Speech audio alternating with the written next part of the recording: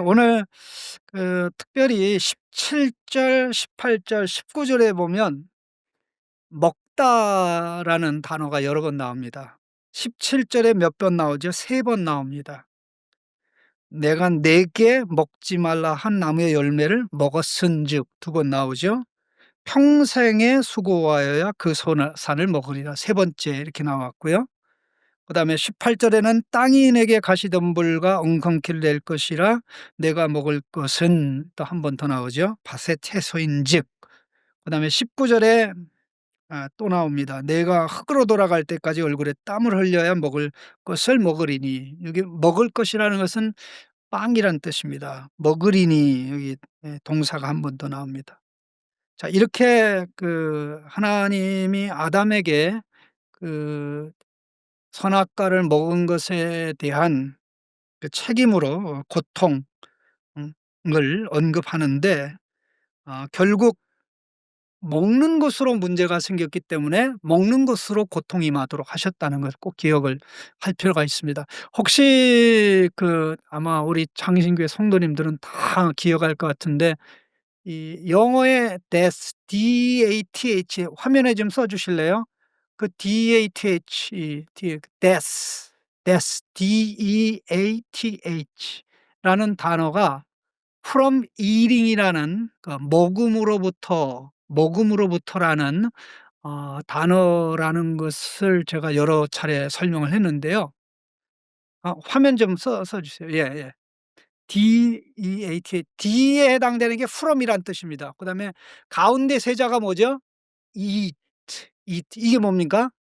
먹음이죠. 그러니까 from eating. 그러니까는 먹을 것을 먹은 거예요? 먹어서는 안 될 걸 먹은 거예요? 먹을 것을 는 안 될 것을 먹어서 문제가 됐죠. 그러니까는 잘못 먹어서 이제 결국 하나님께서 고통이 인간 세계에 임하게 하셨는데, 그 고통 중에 큰 고통이 먹는 고통입니다. 이게 땀을 흘려야, 원래 먹음은 고통과 괴로움이 아니라 즐거움이죠. 희열이죠. 감격이죠. 그런데 이 먹으려면, 물론 오늘날에는 뭐 물자가 풍성한 시대에 상당 부분 해결이 되었지만, 그럼에도 불구하고 이 먹음은 참 우리에게 말로 닿을 수 없는 고통과 아픔이 되어지는 것을 좀 기억을 했으면 좋겠는데요. 이 죽음을 해결하려면 이제 잘못된 것을 먹어서 그러니까는 이제 죽음을 해결하려면 뭐예요? 먹어야 될 것을 먹어야 되는 거죠. 예? 바르게 먹어야 된다. 먹어야 될 양식이 하나님 말씀이죠. 하나님 말씀이신 예수 그리스도죠. 예수 그리스도를 어떻게 먹습니까? 믿음으로. 예수님을 믿는 게 먹는 것입니다. 예수님을 바라보는 게 먹는 것입니다. 그런데 오늘 우리의 삶을 가만히 계속 보면 먹어야 될 하나님의 말씀은 안 먹고, 마치 아이들이 정말 건강에 도움이 안 되는 음식을 먹듯이 성도님들도 하나님 말씀은 안 먹고 하나님 말씀은 안 가까이 하고 이상한 것들을 가까이 하면서 점점 더 생명에서 멀어지거나 아니면 생명이 피폐해지는 그런 상황에 도달할 수가 있는데요. 우리가 이 부분을 정확하게 이해하는 것이 굉장히 중요합니다. 예를 들어서 인간에게 먹는 것은 처음서부터 고통스러운 일이었다라고 이야기한다면, 이거는 창조를 부인하는 것이 됩니다. 먹는 것은 선물이었어요. 말로 다 할 수 없는 기쁨과 희열이었어요. 하나님께서 이 먹음의 기쁨을 가지고 그 기쁨을 노동으로 표현하라고 말씀하셨거든요. 자, 보세요. 이 "먹는 것은 원래부터 고통스러운 거였다." 이렇게 얘기한다면 이 창조를 부인하는 거라 그랬죠. 이게 그러면 왜 먹는 게 원래부터 고통스러워졌느냐? 원래부터 그런 게 아니라 먹어서는 안 될 것을 먹었기 때문에 이건 타락의 결과다. 타락으로 해서 고통되기 위해서 창조 타락이 나오죠. 그럼 앞으로 이 먹는 문제는 계속해서 고통스러울 것이다 라게 되면 뭐를 부인하는 겁니까? 구속을 부인하는 거죠. 구속을 부인하는 거죠. 구속을 부인하는 거지. 그래서 모든 부분 하나하나 하나님의 말씀으로 우리에게 주어진 상황을 이해하면 원래 창조는 어땠는데 그 결과 타락으로 이렇게 됐고 이 상태에서 구원받는 게 예수 그리스도 안에서 주어지고 그 구원의 완성이 새하늘과 새 땅이다. 이렇게 이해하면 이 하나님 나라의 그림이 명확하게 그려 지는 것입니다. 오늘 이와 관련해서 하나씩 좀 생각하는 가운데 좀 정리를 해 봤으면 좋겠습니다. 99 번입니다. 미리 숙제를 드렸었는데요. 그 아담이 금지된 과일을 먹음으로 그 아담 부부가 마음껏 누릴 수 있었던 에덴 동산의 각종 열매를 누리는 것이 어떻게 됐습니까? 불가능하게 됐습니까? 아주 어렵게 됐습니까? 예, 불가능한 건 아닙니다. 아주 어렵게 됐어요. 아주 어렵게 됐어요. 그래서 오늘 본문 말씀에 보면 18 절을 읽어 볼까요? "땅이 내게 가시덤불과 엉겅퀴를 낼 것이라 네가 먹을 것은 밭의 채소인즉." 그 에덴 동산에 풍성하게 있었던 이 과일들에 관한 언급이 전혀 없죠. 그리고 실제로 인류 역사를 쭉 해서 보면 과일을 그렇게 먹은 그 역사가 길질 않아요. 그만큼 그렇게 최고로 풍성해 주어졌던 것이 이 타락으로 말미암아 누리지 못하게 되는 아 그 어렵게 되어졌던 것을 다시 한번 확인했으면 좋겠고 이게 이제 새하늘과 새 땅에 도래하면 풍성이 뭡니까? 열매죠. 에덴 동산에 있던 각종 나무의 열매보다 더 풍성한 그 한 달에 한 번씩 12달 열매를 맺고 한 나무에서 12 종의 열매를 맺는다 그러니까 그 풍성함이라는 건 말로 다 할 수 없는 거죠. 그러니까는 에덴 동산의 상태보다 더 좋은 상태로 나아가는 것이 이제 하나님 나라의 완성인 새하늘과 새 땅이다. 일단 그렇게 봤으면 좋겠고요. 100 번입니다. 에덴 동산과 같은 잠재력을 가진 비옥한 온 땅은 어떻게 됐습니까? 에덴 동산과 같은 잠재력을 가진 비옥한 온 땅은 아담 때문에 혹은 그와 상관없이 저주를 받아 먹을 수 없는 이 먹을 수 없는 가시덤불과 엉겅퀴를 낼 것이 됐죠. 예. 가시덤불과 그러면 뭐 때문입니까? 아담 때문입니까? 아담과 상관없습니까? 아담 때문에. 자 여기 17 절에 "땅은 너로 말미암아 너 때문에 저주를 받고." 이렇게 되어 있면 너 때문에 이 하나님이 인간을 땅을 기반으로 해서 살도록 땅에서 흙에서 취하셨죠. 그리고 이 흙으로 만든 이 피조물들이 사람만이 아니라 공중의 새도 하나님이 흙으로 만들었고 땅의 짐승도 하나님이 흙으로 만들었고 사실 물고기도 흙으로 만든 거거든요. 그래서 다 이것들이 죽으면 그냥 흙으로 돌아가게 되지 않습니까? 근데 결국 이 에덴 동산과 같은 잠재력을 가진 이 비옥한 온 땅 그러니까는 어떻게 보면 개간만 해서 씨만 뿌리면 정말 엄청난 러시아의 땅 같은 거 물만 들어 뭐 사하라 사막 같은데 그 사하라 사막에 대해서 최근에 이 연구 나온 거 보면 그게 옛날에 어마어마한 큰 규모의 호수가 있었답니다. 그러니까 우리가 상상을 초월해서 지금 엄청나게 좀 쓸모없는 지구의 이런 모든 땅들이 사실 하나님이 원래부터 그렇게 만드는 게 아니거든요.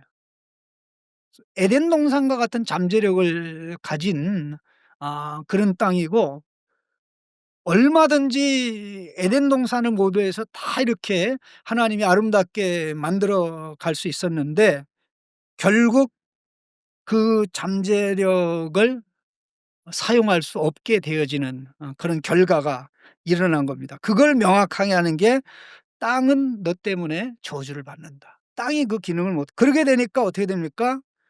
땅을 기반으로 해서 살아야 되는데 아 오히려 그 효과가대로 나오질 않게 되죠. 자 101 번입니다. 그래서 이게 연결이 되는데요.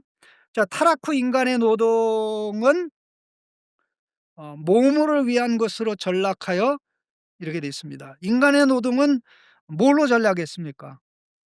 예 먹고 살기 위한 것으로 전락해 버렸습니다. 먹고 살기 위한 것으로 전락해 버렸습니다. 원래는 하나님 나라 위한 노동이었죠. 하나님 나라를 위해서만 살려고 하나님이 먹을 것을 다 선물로 주셨죠. 이게 바뀐 겁니다. 그래서 이 "먹어야 산다."라는 말이 이게 타락의 결과입니다. 예? "먹어야 산다."라는 말이 타락의 결과인데요. 그래서 노동의 과정 이 두 단어를 기억하시기 바랍니다. 노동의 과정과 결과에 있어서 노동의 과정에도 노동의 결과에 있어서도 뭐를 경험합니까? 허무함과 좌절을 경험합니다.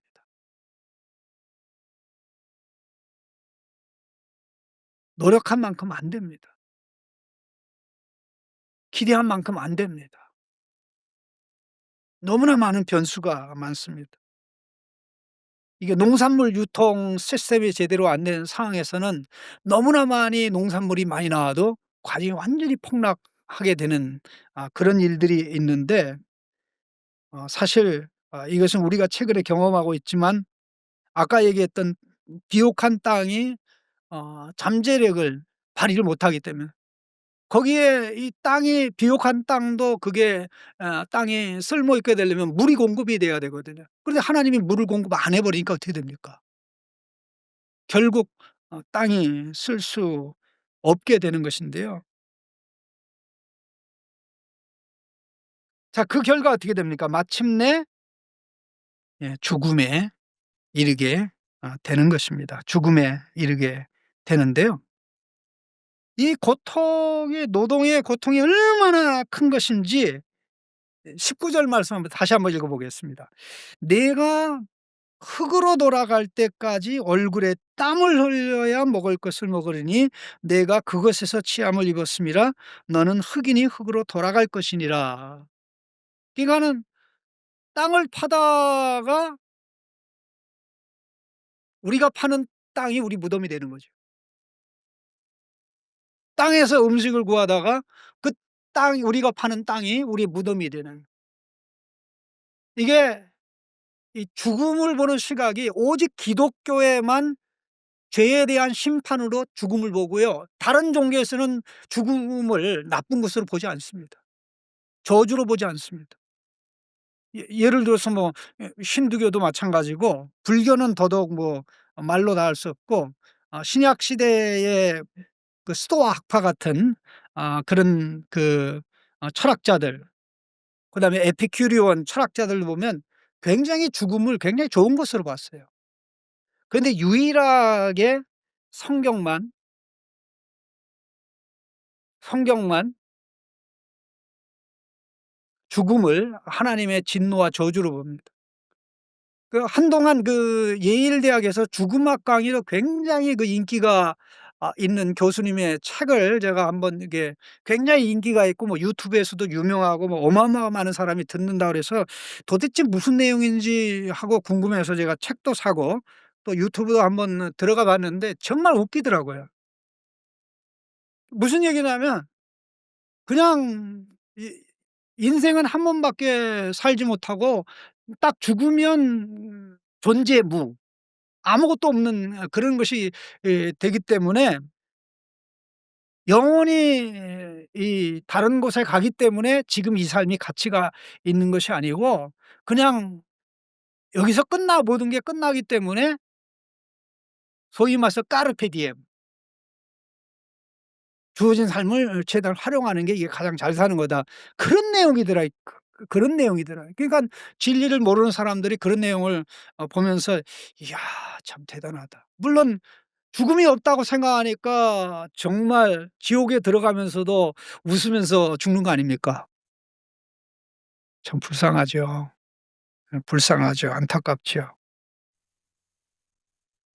이 말씀을 "너는 흙이니 흙으로 돌아가." 하나님이 흙으로 취했기 때문에 흙으로 돌아가라는데 원래 흙으로 돌아갈 것이 아니고 사실 생명의 절정에 도달을 하도록 하나님이 지으신 거거든요.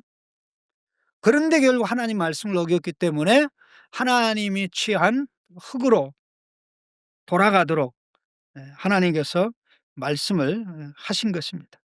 자, 102 번입니다. 102 번. "너는 흙이니." 여기 흙이라고 그럴 때 아팔이라는 단어인데요. 이게 티끌, 먼지란 뜻입니다. dry dust. 이거는 땅의 표면에 있는 먼지 있죠. 그런 뜻입니다. 아팔. 땅의 표면에 있는 어 티끌, 먼지니 아팔로 돌아갈지니라. 자, 이렇게 말씀했을 때 여기서 말씀하는 죽음은 어떤 죽음입니까? 육체적인 죽음입니다. 비로소 영적인 죽음이 제일 먼저 언급됐고 죽음을 영적인 죽음이 심화되는 삶을 살다가 맨 마지막에 육체적인 죽음이 오고 아직 이 창세기에서는 이 이후에 관한 언급은 없죠. 그러나 최종적으로는 뭐가 있습니까? 영원한 죽음이 있는 것이죠. 이거는 자연스러운 결과가 아니라 어 죄의 아담의 타락의 근본적 결과입니다. 103 번이 바로 그런 내용이죠. 자, 인간이 흙으로부터 왔으나 인간의 죽음은 자연스러운 결과이다, 부자연스러운 것이다. 부자연스러운 것이다. 오직 기독교만 부자연스러운 것으로 본다는 걸 꼭 기억하시기 바랍니다. 다른 종교는 그렇게 보지 않아요. 예? 죽음에 대해서 그렇게 이 죽음은 피해야 될 것이라고 보질 않고 어차피 죽음은 우리가 다 겪는 거니까 잘 맞이할 준비를 하라고 그렇게 얘기하죠. 그렇게 해서 사람을 속이는 방법이 죽음으로 끝이다?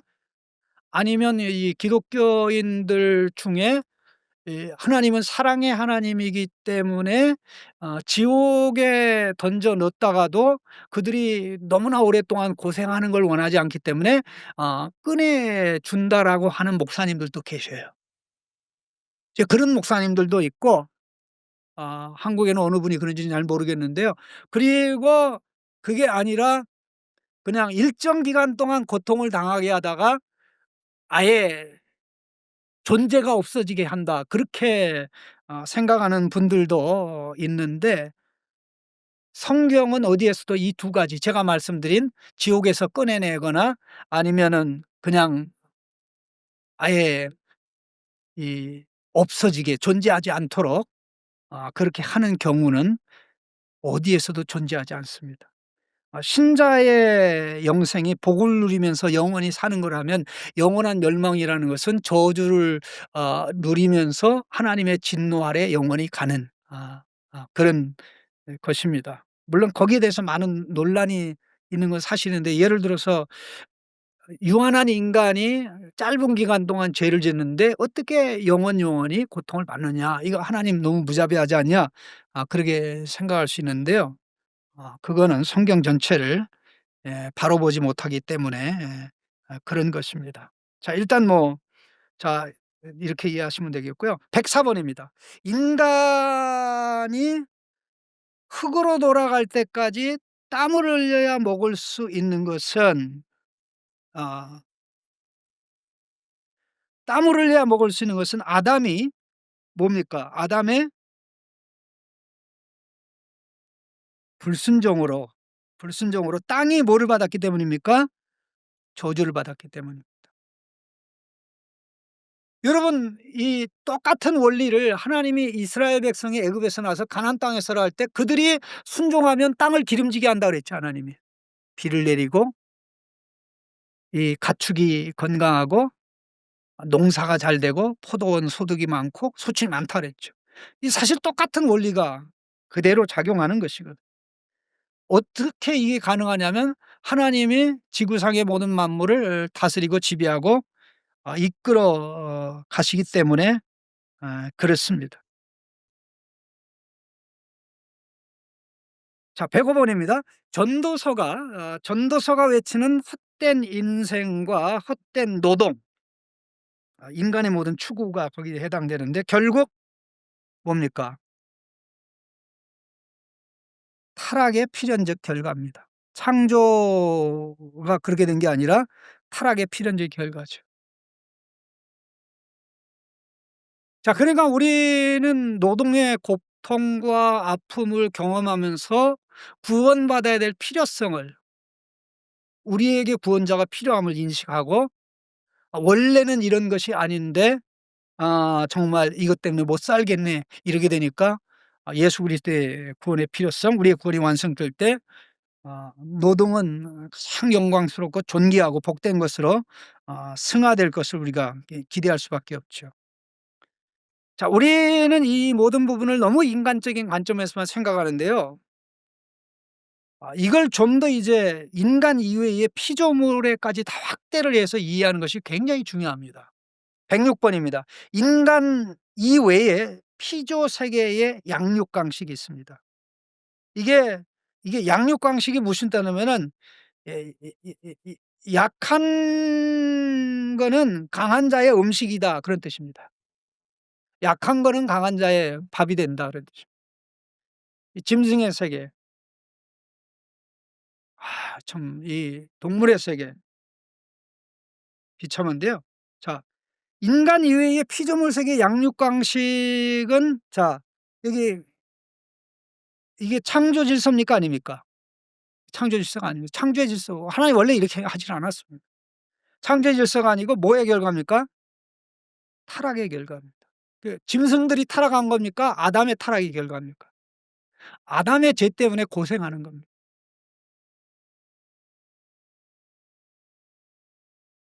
하나님이 그랬잖아요. 이스라엘 백성에게 예?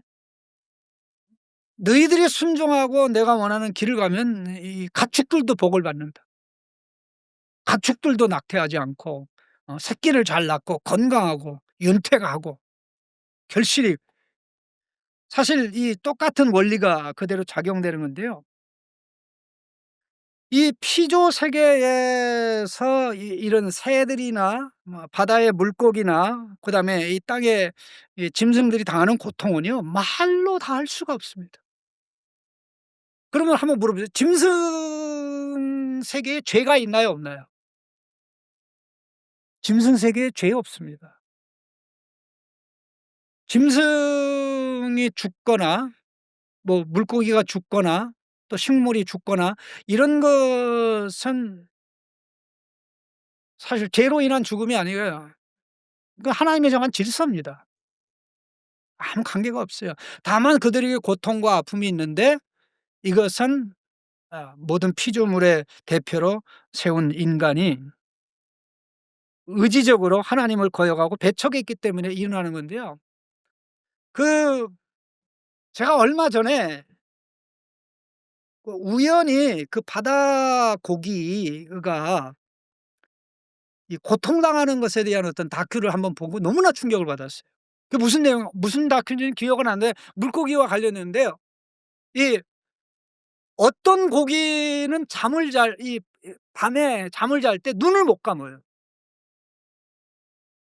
눈을 못 감는 게 눈을 감으면 와서 자기를 잡아먹으니까 잘 때도 눈을 뜨고 경계를 하면서 자야 되는 거예요. 여러분 짐승이 한꺼번에 여러 마리 짐승을 낳잖아요. 예? 여러 마리를 낳는데 생존율이 굉장히 낮습니다. 그 다른 짐승이 잡아먹는단 말이에요. 새도 마찬가지고 야생 짐승도 마찬가지고 물고기 세계 정말 상상을 초월해서 심합니다. 이 고통에 이 하나님이 원래 이렇게 만든 게 아니거든. 이 아름다운 세계가 이 아담의 죄로 인해서 또 아담의 죄를 물려받은 우리의 후손들이 그 죄가 심해지고 심해지면서 비참하고 비참하게 되어져 가는 것이죠. 우리가 꼭 기억을 해야 될 것은 노아 홍수 때 그 짐승들도 구원받고 짐승들도 멸망하죠. 인간들의 죄로 인해서 짐승들이 망하고 공중의 새, 땅의 짐승. 노아 홍수 때는 바다의 고기들은 어떻게 됐을까요? 예, 바다의 고기는 뭐 홍수가 너무 심해 가지고 좀 죽은 경우도 있겠지만 전체적으로 모르게 죽거나 그러지는 않았습니다. 왜냐하면 노아의 방주 안에 들어갔던 물고기는 없기 때문이죠. 자, 그렇다면 이 피조물들이 에게 임한 저주가 그대로 남아 있어야 됩니까? 저주가 제거가 돼야 어 예수 그리스도가 온전한 구원자, 모든 피조물의 회복자, 구원자가 되는 거겠죠. 그래서 이 부분을 우리가 지금 마지막으로 인식을 해야 되는데요. 자, 10 번입니다. 10 번. 그 예수님의 재림 때에 피조물들에게 임한 모든 저주는 제거될 것이다. 예, 다 제거될 것입니다. 자, 이와 관련된 성경 화면 제가 준비한 게 있는데요. 이 부분은 굉장히 중요합니다. 자, 로마서 8장 21 절입니다. 8장 21절 같이 읽겠습니다. "그 바라는 것은 피조물도 썩어짐의 종로로 탄 데서 해방되어 하나님의 자녀들의 영광의 자유에 이르는 것이니라." 예. 여기 피조물들도 썩어짐의 종로로 타, 여기서 말하는 피조물들은 인간 이외의 피조물입니다. 그 인간 이외의 피조물에서 제외가 되는 존재들이 있는데 여기 천사가 제외가 됩니다.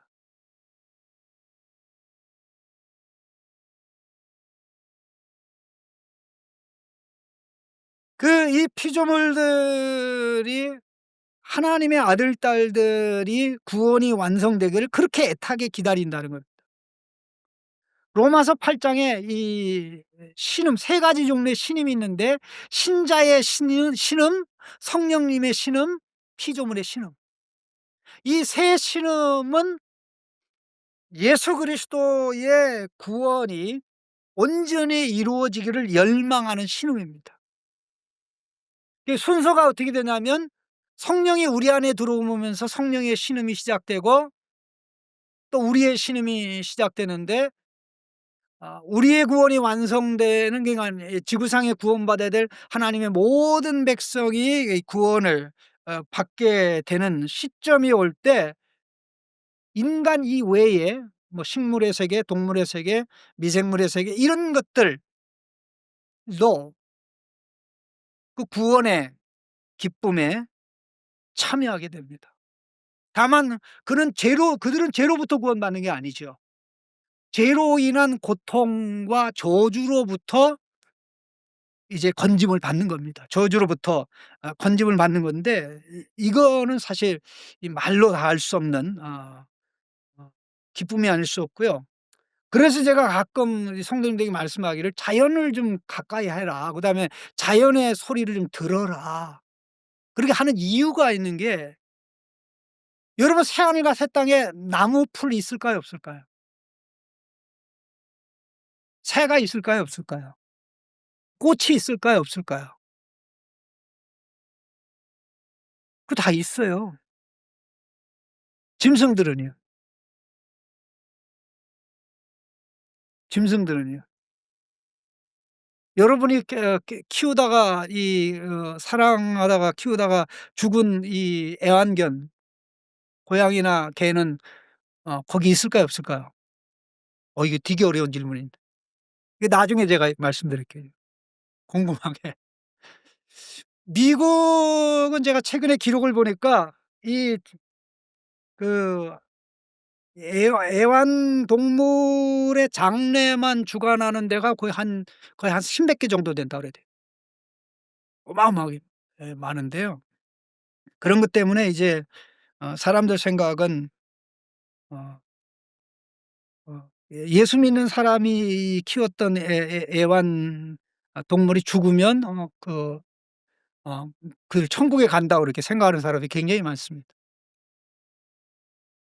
거기에 대해서는 제가 나중에 말씀드리고, 자 일단, 자 야고보서 1장 18 절을 보겠습니다. 야고보서 1장 14절 같이 읽겠습니다. "그가 그 피조물 중에 우리로 첫 열매가 되게 하시려고 자기의 뜻을 따라 진리의 말씀으로 우리를 낳으셨느니라." 자, 이 말씀 중에 굉장히 중요한 표현이 "우리로 피조물 중에 첫 열매." 예수님은 우리 구원의 첫 열매입니다. 우리는 다른 피조물의 첫 열매입니다. 그게 뭡니까? 결국 우리의 구원, 하나님의 택한 백성의 구원이 이루어짐으로 나머지 피조물들이 그들에게 임한 하나님의 저주와 진노로부터 그들이 자유를 얻게 된다. 그런 이야기입니다. 그래서 예수님은 사람만의 구원자가 아니라 하나님이 만드셨던 천하 만물의 구원자가 되시는 겁니다. 자, 마태복음 19장 29 절입니다. 마태복음 19장 29 절에 이와 관련된 말씀이 있는데요. 같이 읽어 보겠습니다. 예수께서 이르시되 내가 진실로 너희에게 이르노니 세상이 새롭게 되어 인자가 자기 영광의 보좌에 앉을 때에 나를 따르는 너희도 열두 보좌에 앉아 이스라엘 열두 지파를 심판하리라. 이렇게 말씀합니다. 여기 중요한 게 세상이 새롭게 되어라는 단어입니다. 세상이 새롭게 되어라는 단어는 그 헬라어로 보면 파링게네시아라는 단어인데, 이게 중생이라는 단어입니다. 만물의 중생. 그러니까 우리의 중생이 뭡니까? 예수 생명을 가진 자로 태어나는 거죠. 이와 같이 인간 외의 피조물들이 새롭게 된다는 거죠. 예수님이 재림하실 때. 자, 이 회복의 운동은 이미 시작이 된 겁니다. 사도행전 3장 20절 21 절입니다. 같이 읽습니다. "또 주께서 너희를 위하여 예정하신 그리스도 곧 예수를 보내시리니 하나님이 영원전부터 거룩한 선지자들의 입을 통하여 말씀하신 바 만물을 회복할 때까지는 하늘이 마땅히 그를 받아두리라." 자, 선지자들의 입을 통하여 말씀하신 바 만물을 회복할 때, 요 단어가 원래는 만물의 회복이란 단어입니다. 여기 만물의 회복은 구약 성경에 예언됐다는 거죠. 아담의 타락으로 말미암아 고통과 저주로 썩어짐에 종론을 신음하는 피조물들이 하나님 백성의 구원이 완성될 때 거기에 참여하게 되는 그런 역사가 있는 것이죠. 그래서 이것을 가장 좀 더 상세하게 보여주고 있는 것이 계시록입니다. 자, 계시록 21장 1절 우리 같이 읽겠습니다. "또 내가 새 하늘과 새 땅을 보니 처음 하늘과 처음 땅이 없어졌고 바다도 다시 있지 않더라." 여기 바다가 없다는 것 꼭 기억하시기 바랍니다. 이 바다는 사탄의 세계를 가르칩니다. 바다에서 이 괴물이 나옵니다. 애굽을 가르쳐서 이 그 라합이라고 그랬어요. 꼬불꼬불한 용이라고 얘기했을 정도인데요. 결국 새하늘과 새 땅에는 죄를 조장하는 이 사탄의 세계가 없지요. 자, 계시록 21장 4절 5 절입니다. "모든 눈물을 그 눈에서 닦아 주시니 다시는 사망이 없고 애통하는 것이나 곡하는 것이나 아픈 것이 다시 있지 아니하리니 처음 것들." 요 처음 것들이라는 걸 꼭 정확하게 이해해야 됩니다. 처음 것들이라는 말씀의 뜻은 타락의 결과로 옛 창조에 들어온 것들입니다. 하나님이 원래 만든 것들이 아니라 죄의 결과로 인간 세계에 들어온 저주, 진노, 이로 인한 고통과 아픔, 모든 것들이 다 포함되는 거죠. 처음 것들이 다 지나갔습니다. 보좌에 앉으신 이가 이르시되 보라 내가 뭐를 새롭게 하노라? 만물을 새롭게 하노라 하시고, 또 이르시되 이 말은 신실하고 참되니 기록하라 하시고, 이렇게 나옵니다. 자, 그다음에 22장 3절 5 절입니다. 다시 뭐가 없다고요? 저주가 없으며. 저주가 어떻게 되는, 다 제거된다는 것이죠.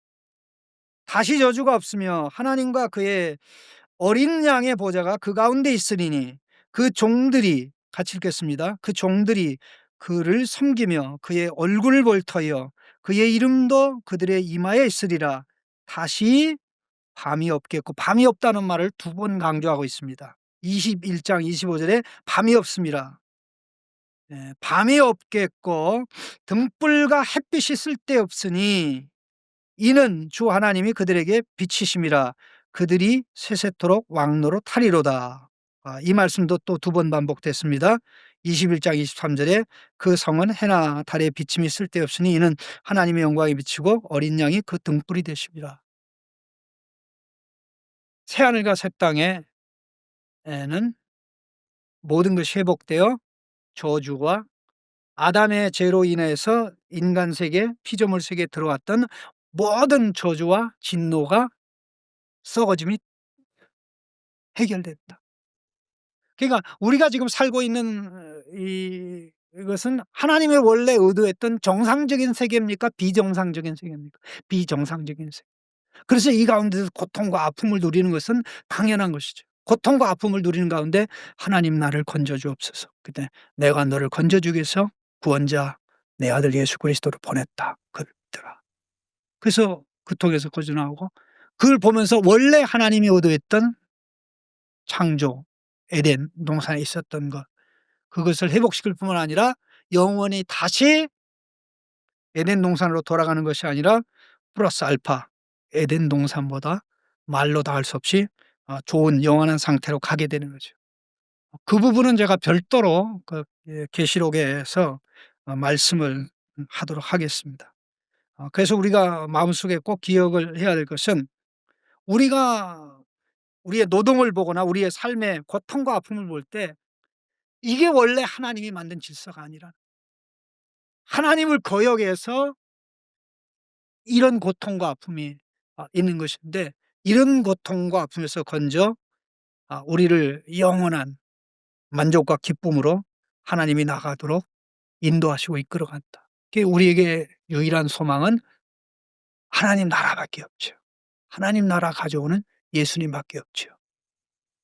들어도 예수님의 음성을 들어야 되고 보아도 예수님을 봐야 되고 예수님이 우리를 이끌어가는 하나님 나라가 우리가 전부 추구하는 것이 전부, 사모하는 것이 전부가 될 때 가장 지혜롭고 똑똑한 사람이죠. 바로 사는 것이죠. 네.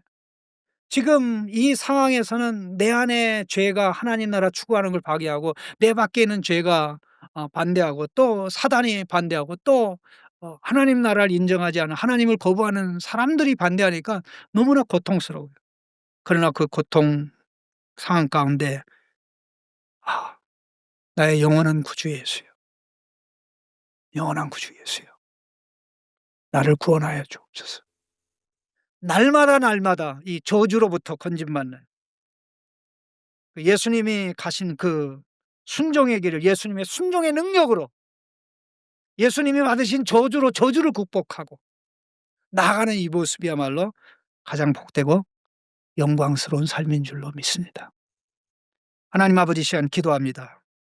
아담에게 하신 말씀을 또 성경 전체에 비춰보아 우리가 어떻게 예수 그리스도 안에서 회복돼야 되는지 그날을 바라보며 믿음으로 나갑니다. 예수님이 아니면 큰일 날 뻔했습니다. 예수님을 바라보게 하시고 그 말씀을 쫓아서 살아가는 우리 모두 되도록 역사해 주옵소서. 예수님의 이름으로 기도하옵나이다. 전개되는 장면들이 참 하나님이 보실 때 너무나 안타깝고 가슴 아픈 장면들이었습니다. 하나님 앞에 말도 안 나는 변명하는 것이나 하나님이 나타났을 때 두려워서 그 동산나무 숲에 숨는 것이나 부끄러움을 느낀 나머지 무화과나무 잎으로 그들의 몸을 가린 것이나 이 모든 것들이 하나같이 하나님과의 관계가 엄청나게 비정상적으로 잘못됐다 하는 것을 보여주는 것이었습니다. 그런데 그런 상황에 빠진 인간에게 다가오셔서 하나님이 예 말씀하시는 모든 것 아담에게 말씀하셨고 또 여인에게 말씀하고 또 뱀에게 선언하고 또 여인에게 말하고 맨 마지막으로 이제 아담에게 말씀을 했습니다.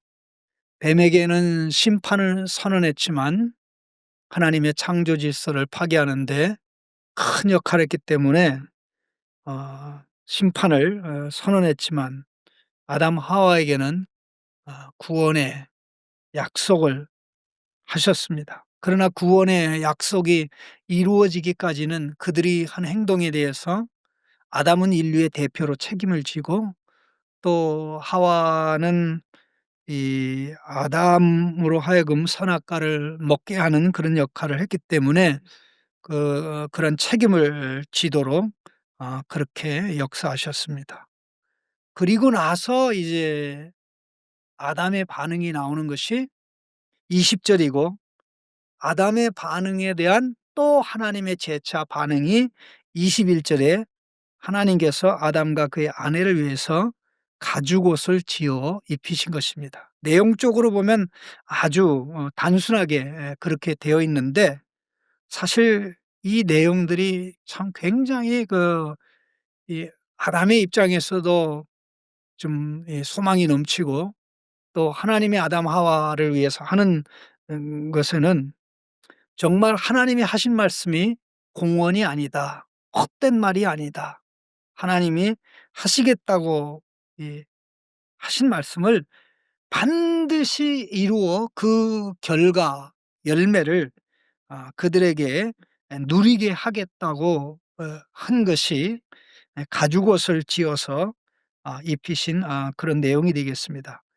오늘 이 두 내용을 좀 생각하는 가운데 먼저 이 아담이 보인 반응, 아담이 아내의 이름을 하와라고 불렀다 하는 이것은 이 불렀다라는 말씀을 주목해 볼 필요가 있는데 이것은 아담이 타락하기 전에 했던 행동입니다. 아담이 타락하기 전에 하나님이 그에게 보내는 각종 짐승들의 이름을 지었죠. 그리고는 맨 마지막으로 이름 짓는 행동을 한 게 그의 갈빗대로 이제 여자를 만들었을 때 "이는 남자에게서 취하였으니 여자라 하리다." 이렇게 고백하면서 그때 이제 이름을 지어 준 것이 이제 여자라는 이름인데 바로 그 이름은 하나님이 이 아담의 배우자로 그의 이름을 여인으로 지은 것하고 똑같은 그런 상황입니다.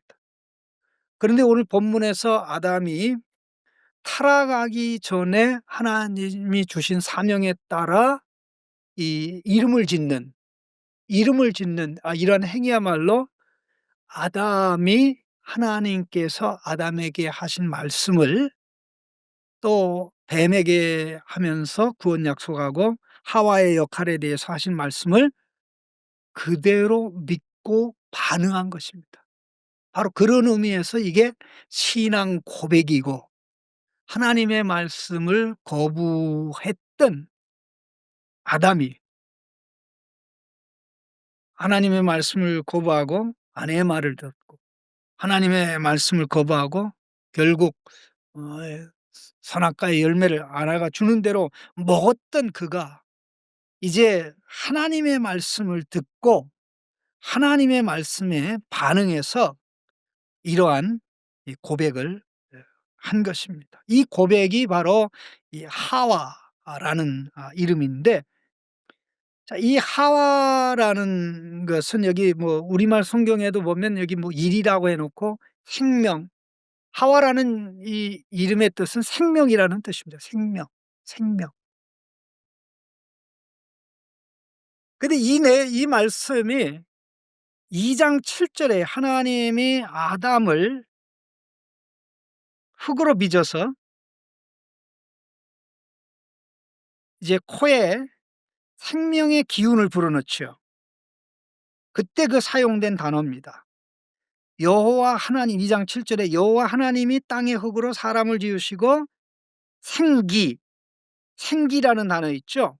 그게 생명의 기운, 근데 여기 생명이라는 단어가 똑같은 생명이라는 단어가 이제 오늘 3장 20 절에서 그 하와라는 단어인데 이게 다만 이제 여성형일 뿐이죠. 그러면 이 고백이 뭐냐라는 것이죠. 하나님이 이 여인의 후손들을 통해서 구원 역사를 이루어 갈 것을 약속했죠. 뱀의 후손이 있고 여인의 후손이 있는데 이 아담의 후손이 다 여인의 후손은 되는 게 아니죠. 사실 첫째 아들이 태어났을 때 그게 가인인데 가인이 정말 뱀과 싸워 이겨 주기를 원했죠. 그러나 요한일서 3장 말씀에 보면 가인이 왜 아벨을 죽였냐?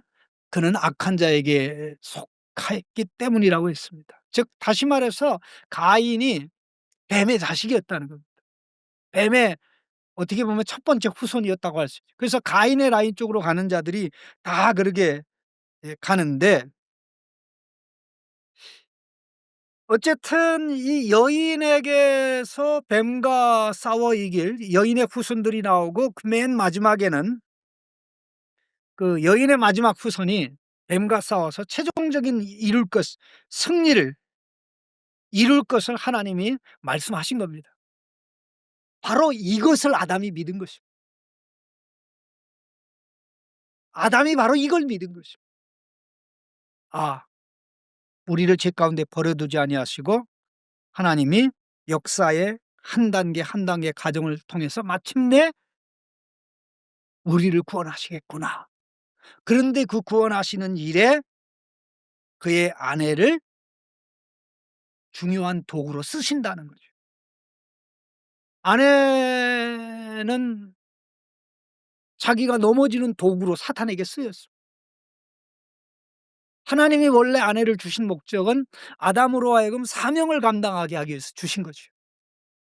그런데 이제 타락한 이후에 비로소 그 아내가 정말 하나님의 귀한 도구가 되어서 구원을 이루는 데 큰 역할을 할 것을 하나님이 말씀하시자 아담은 이것을 그대로 믿었던 것입니다. 믿음은 뭡니까? 하나님의 말씀을 약속의 말씀을 믿고 아멘하는 것입니다. 그렇게 될 줄로 믿습니다. 그냥 믿는 게 아니에요. 그냥 잘 될 줄 믿습니다. 내용을 내가 집어넣고 내가 원하는 대로 될 줄로 믿습니다. 이걸 갖다가 뭐 내가 믿음이라고 할 수 있을지 모르지만 하나님 볼 때는 그 믿음이 아닙니다. 자, 108 번을 한번 보시죠. 108 번. 아담은 타락 전에 그의 아내를 뭐뭐라고 불렀고 2장 23 절이죠. 하나님께서 뱀에게 선언한 말씀을 들은 후에는 이전과 동일하게 다르게 불렀다.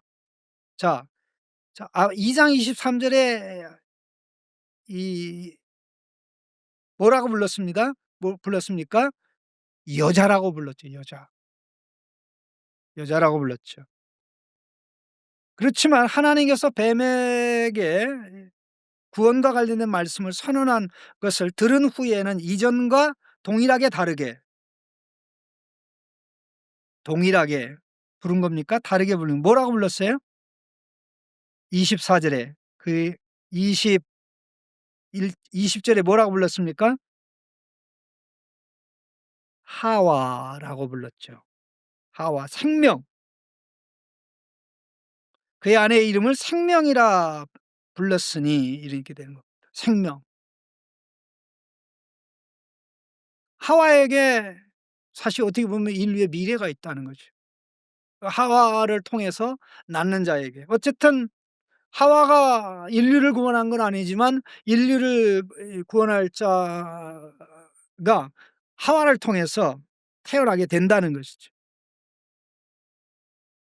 이것은 하와가 위대해서가 아니라 하나님께서 그를 쓰시겠다고 말씀하셨기 때문입니다.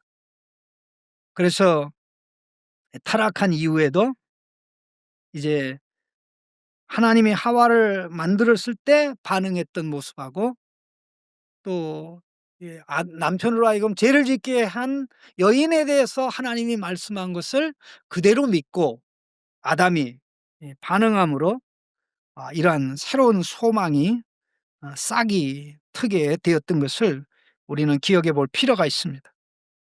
자, 그리고 뭐 이미 설명드렸듯이 그 109 번에 아담의 아내의 새 이름은 뭐 가로가 좀 빠져버렸는데 여러분 채워 넣으시기 바랍니다. 생명이란 뜻으로, 기쁨이란 뜻으로 무슨 뜻이라고 그랬죠? 생명, 생명. 2장 7 절에 나오는 생기의 생명의 호흡이라는, 이게 생명이란 뜻인데요.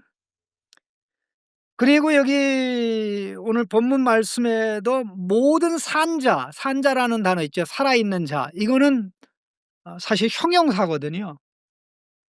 산자나 산자는 뭡니까? 생명을 가지고 있는 자죠. 하와는 뭡니까? 생명이죠. 근데 참 이 하와의 이름이 영어로는 이브라고 그러잖아요. 화면에 한번 글씨 좀 써 보세요. 이브. 1 부 2 부가 아니라 이브. EVE입니다. EVE. 화면에 좀 써 주세요. 자, 거꾸로 읽어도 이브고 앞에서 읽어도 이브가 되죠. 그다음에 또 그대로 써요. 하와를 그 영어 알파벳으로 쓰면 어떻게 되냐면요. HAW, HAW, WAH 이렇게 됩니다. 그거 써 주세요. 네. 참 이게 되게 재미나죠? 거꾸로 읽으면 어떻게 돼요? 거꾸로 읽어도 하와예요. 앞에서부터 읽어도 하와예요. 생명이란 게 뭐 이런 게 아니겠는가 그런 생각이 듭니다. 생명이라는 거는 쪼그라듭니까? 그 쪼그라드는 생명, 변질되는 생명은 하나님이 원래 창조한 것이 아니죠. 타락의 결과입니다. 그래서 하나님이 생명을 회복시켜서 이렇게 새롭게 나아가게 하게 된다는 것입니다. 그래서 여기 그 아담의 아내의 새 이름은 생명이란 뜻으로 그의 후손이 하나님께서 원래 주신 생명으로 회복되는데 그녀가 큰 역할을 할 것을 믿었음을 그대로 보여주는 것입니다. 그러니까 이미 하와는 이 뱀이 나를 속였다는 말을 할 때 이 뱀에 대한 원한을 표현했고 "하나님 나를 회복시켜 주시오." 하는 이러한 그 신앙 고백을 했기 때문에 아담만 이 신앙이 있는 게 아니라 부부 모두가 다 신앙 가지고 있는 것이고 바로 하나님의 구원 계획에 대해서 하나님이 하신 말씀을 아담 하와가 그대로 믿은 것입니다. 그대로 믿은 것입니다. 그런 의미에서 최초의 오실 구원자, 여인의 후손에게서 나타날 구원자를 믿은 사람은 최초의, 그런 의미의 최초의 신자는 이 아담 부부라고 해도 과언이 아닐 것입니다. 자, 110 번입니다.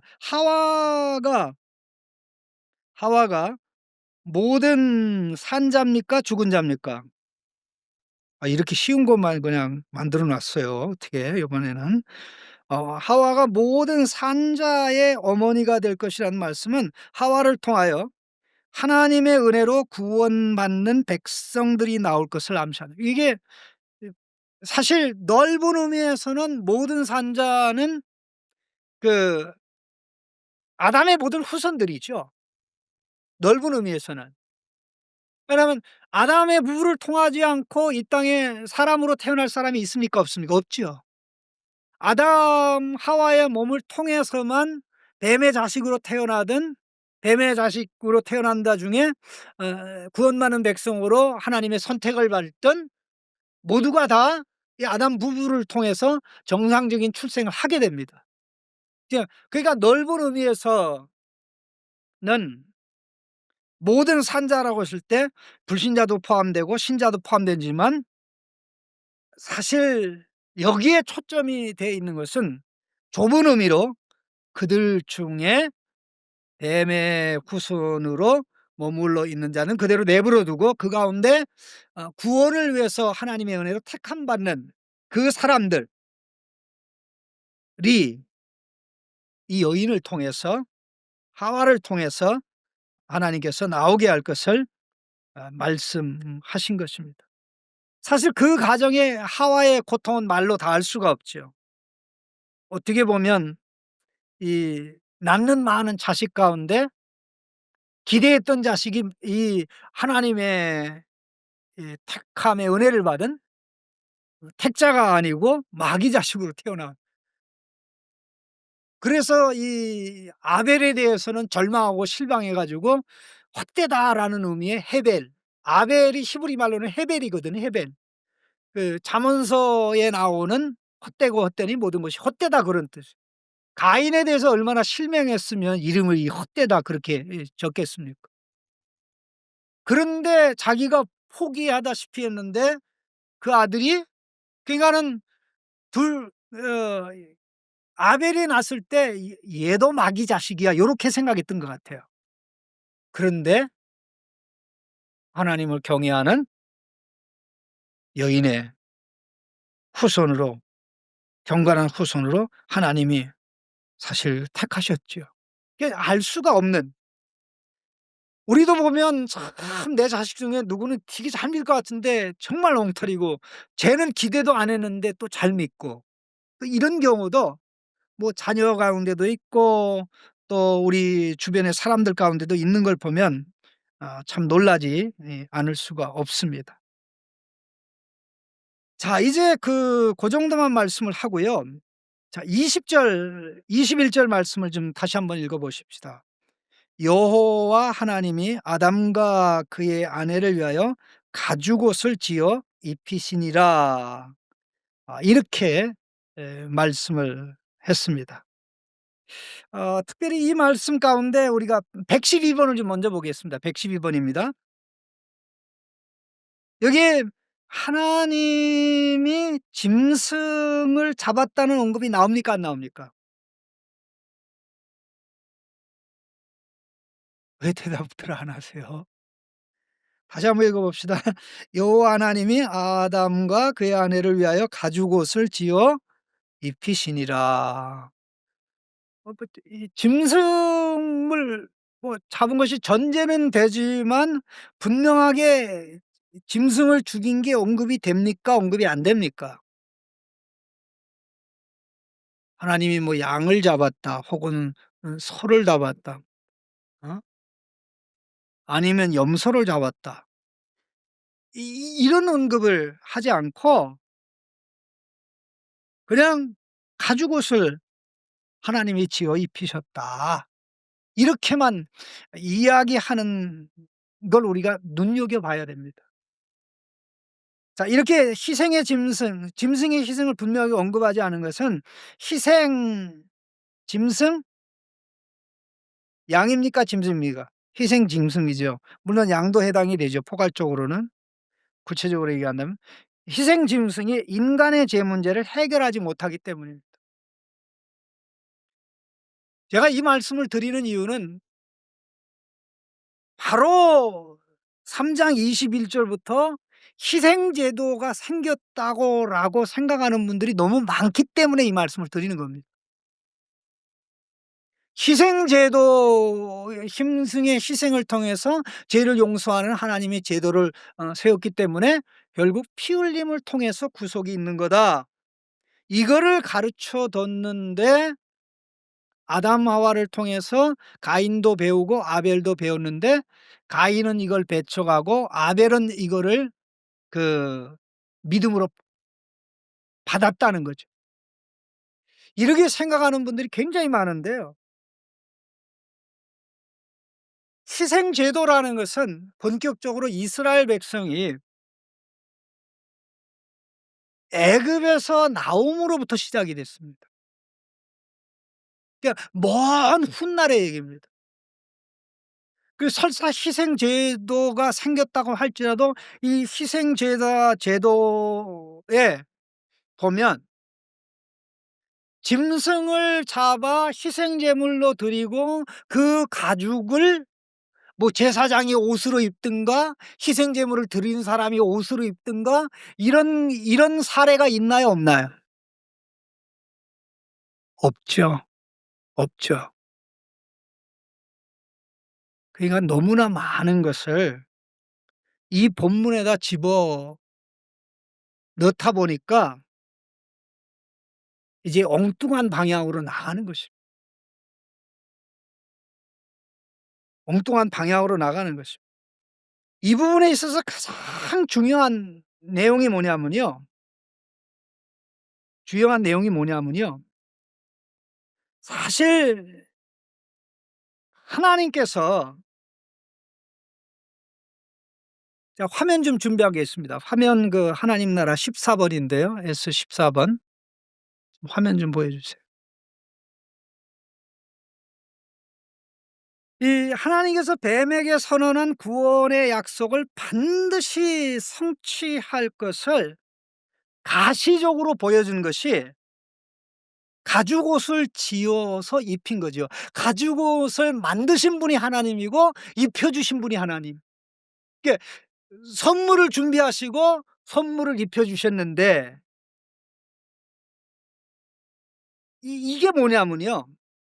일단은 제일 먼저 중요한 게 아담 부부의 신앙 고백에 대한 하나님의 반응입니다. 자 구원의 선물은 누구에게 주어집니까? 믿음으로 반응하는 에게 주어지죠. 예수 그리스도를 믿는 자에게 주어지죠. 아무거나 믿는 자에게 주어지는 거 아닙니다. 이제 가죽옷의 의미가 왜 의미가 있냐면 이게 무화과 잎으로 만든 그것이 죄의 문제를 해결하지 못한다는 거죠. 그건 뭘 의미하냐면은 인간이 하는 그 어떤 것도 죄의 문제, 죄가 가져오는 수치와 사망의 문제를 해결할 방도가 없다는 거죠.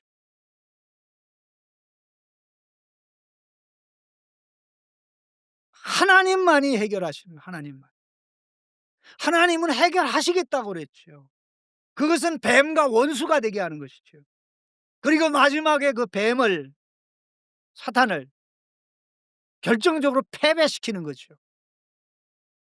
그렇다면 구원자를 하나님이 보내셔서 이 모든 것이 해결될 것이다 하는 이것을 보여주고 알려주는 너무나 중요한 역할을 하는 것이죠. 자 가만히 보세요.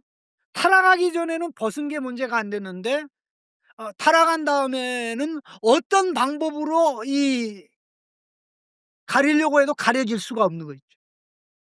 바로 이게 죄입니다. 죄는 문명으로 해결 안 됩니다. 기술로 해결 안 됩니다. 어떤 탁월한 의술로 해결 안 됩니다.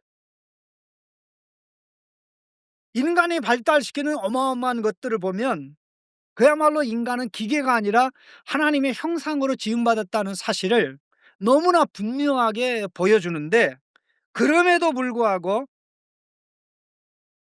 죄는 하나님의 창조의 질서와 창조의 목적에 완전히 반하는 거기 때문에 인간이 어떤 방법으로도 그것을 해결할 수 없다는 것입니다.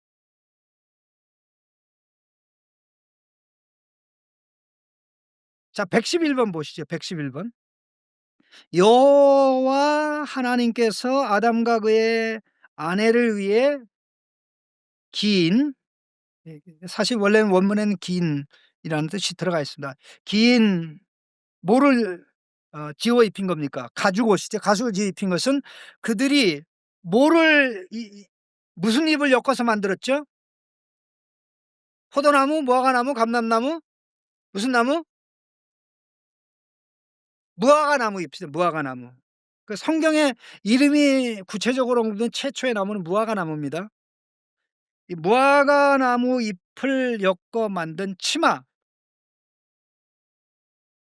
이 뭐 이 치마가 앞으로 이 가로 치마 앞에 가로가 있어야 되는데 그 이제 치 만든 치마 콤마 허리띠 가슴띠를 대신한 것으로 그 이제 답이 나와 버렸습니다. 보너스. 대신한 것은 그들의 수치를 영원히 가려 줄 구원의 모자, 구원의 옷을 입혀 줄 것을 예고하는 것입니다. 구원의 옷을 입혀 줄 것을 예고하는 것입니다.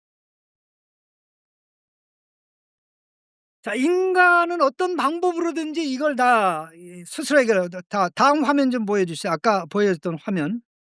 그 세 번째 내용이 이런 내용을 제가 기록해 놨는데요. 인간에 의한 죄의 모든 해결책은 아담 부부가 무화과나무 잎으로 몸을 가린 것과 같이 죄와 그 결과를 결코 해결하지 못합니다. 어떤 방법으로도 되지 않는데 이것은 이미 예수님께서 말씀하셨을 뿐만 아니라 구약에서도 여러 군데 등장하는데 그중에 이제 대표적인 구절을 한 두 군데만 보면 이사야 64장 5절 6절입니다. 이사야 64장 5절 6절 화면에 준비되어 있습니다. 같이 읽겠습니다.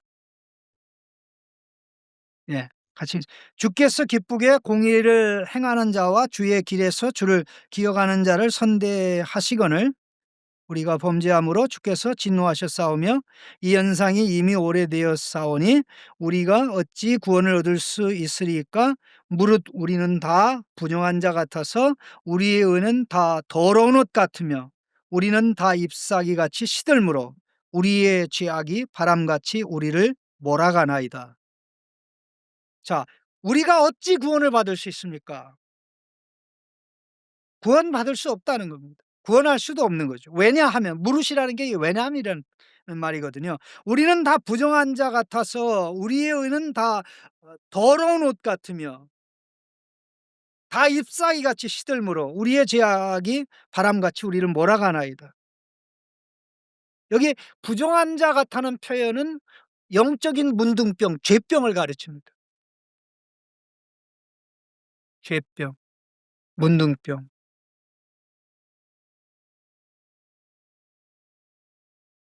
어떤 것을 걸친다고 해도 해결될 수가 없는 거죠.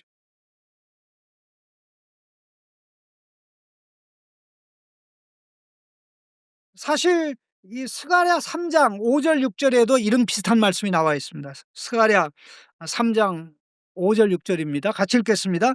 여호수아가 더러운 옷을 입고 천사 앞에 서 있는지라 여호와께서 같이 읽습니다. 여호와께서 자기 앞에 선 자들에게 명령하사 그 더러운 옷을 벗기라 하시고 또 여호수아에게 이르시기를 이되 내가 내 죄악을 제거하여 버렸으니 내게 아름다운 옷을 입히리라 하시기로 내가 말하되 정결한 관을 그의 머리에 씌우소서 하매 곧 정결한 관을 그의 머리에 씌우며 옷을 입히고 여호와의 천사는 곁에 섰더라.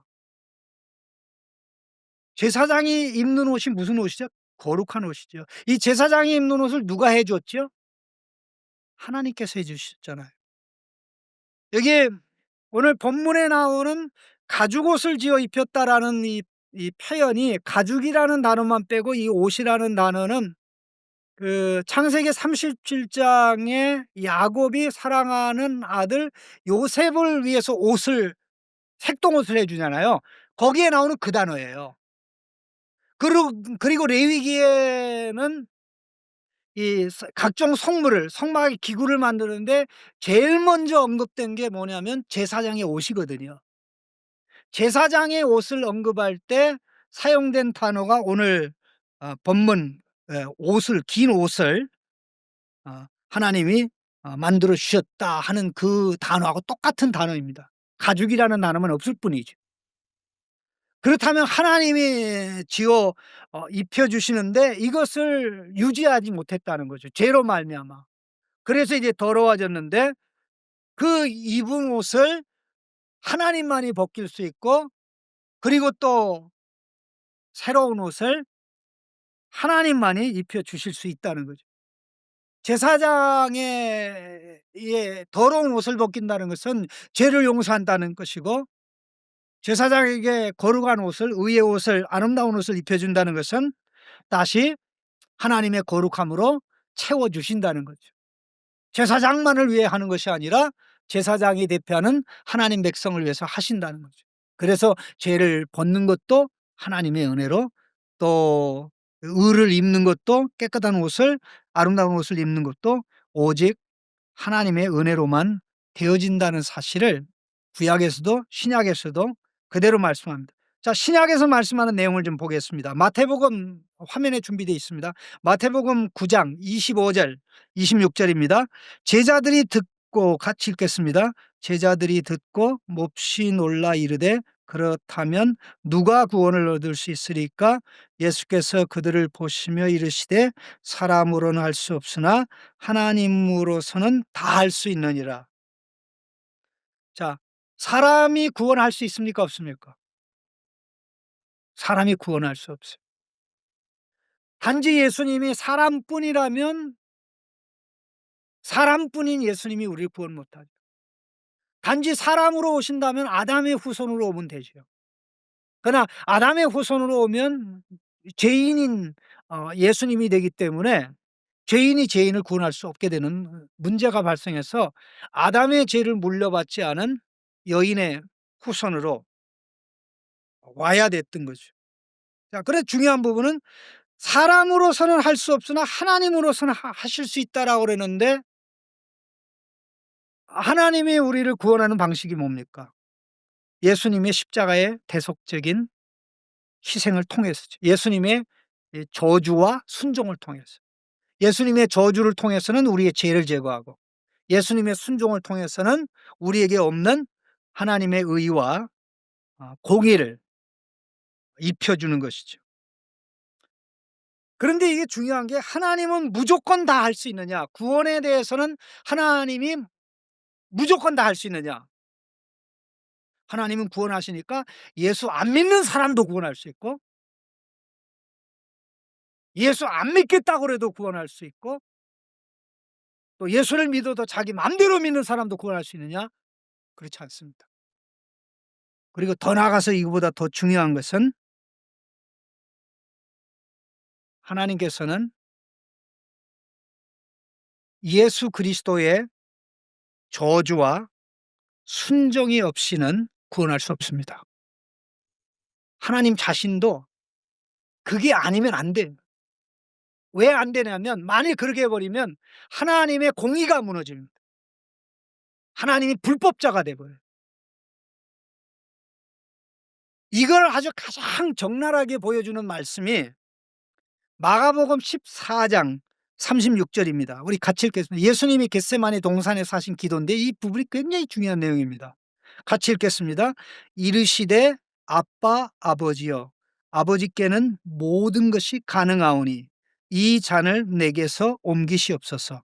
그러나 나의 원대로 마시옵고 아버지의 원대로 하옵소서 하고. 자, 이 말씀이 뭡니까? 아빠 아버지여, 아버지께는 모든 것이 가능하오니, 아버지께는 모든 것이 가능하오니 이 잔을 내게서 옮겨 주십시오. 그러면 예수님이 고난의 잔을 받는 것을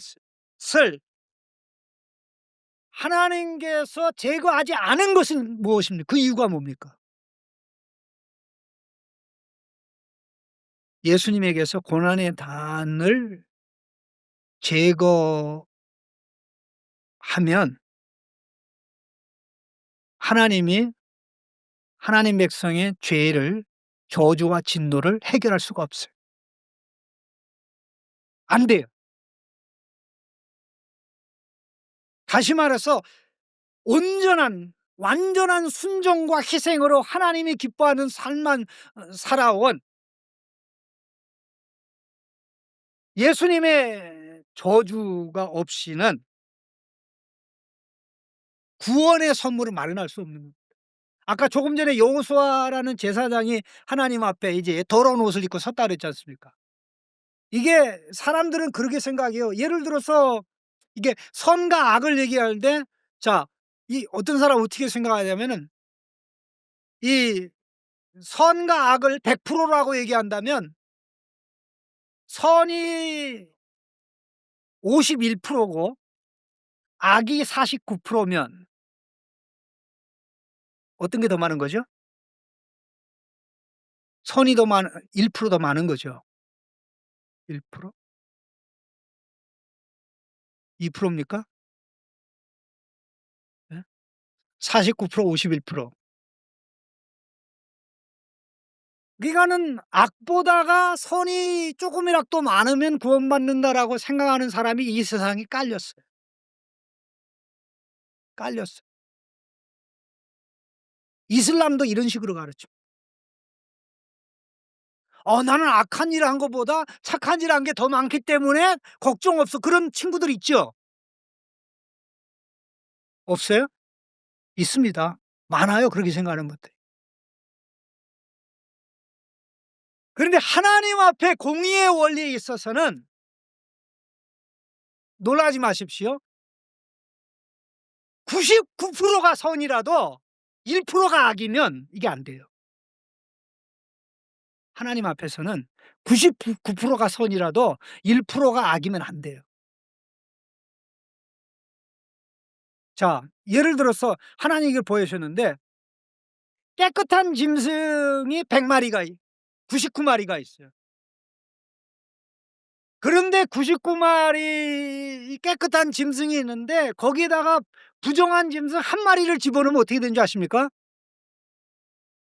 다 부정해져요. 이게 하나님의 원리입니다. 하나님의 원리입니다. 이거는 단지 양으로 얘기하는 게 아니라요. 이 피조물은 양으로 따를지 모르지만 피조물과 하나님 사이에는 양적인 차이만 있습니까? 질적인 차이는 없나요? 하나님은 창조적으로 피조물이에요. 하나님은 무한하시고 우리는 유한하죠. 하나님은 위대하고 우리는 작습니다. 그 우리가 아무리 그렇다고 할지라도 모든 피조물의 죄 가운데 하나님의 가장 존귀하게 만든 인간의 죄가 가장 크죠. 하나님을 무시하는 죄가 인간이 범하는 죄가 가장 대표적으로 크죠. 다른 것은 사실 뭐 짐승들이 범하는 것은 죄라고 부르지도 않습니다. 왜냐하면 인격적 존재로 하나님이 인격적 존재이듯이 사람을 인격적 존재로 만들었다는 게 하나님의 형상으로 인간을 지었다는 말 속에 포함되어 있는 중요한 내용입니다.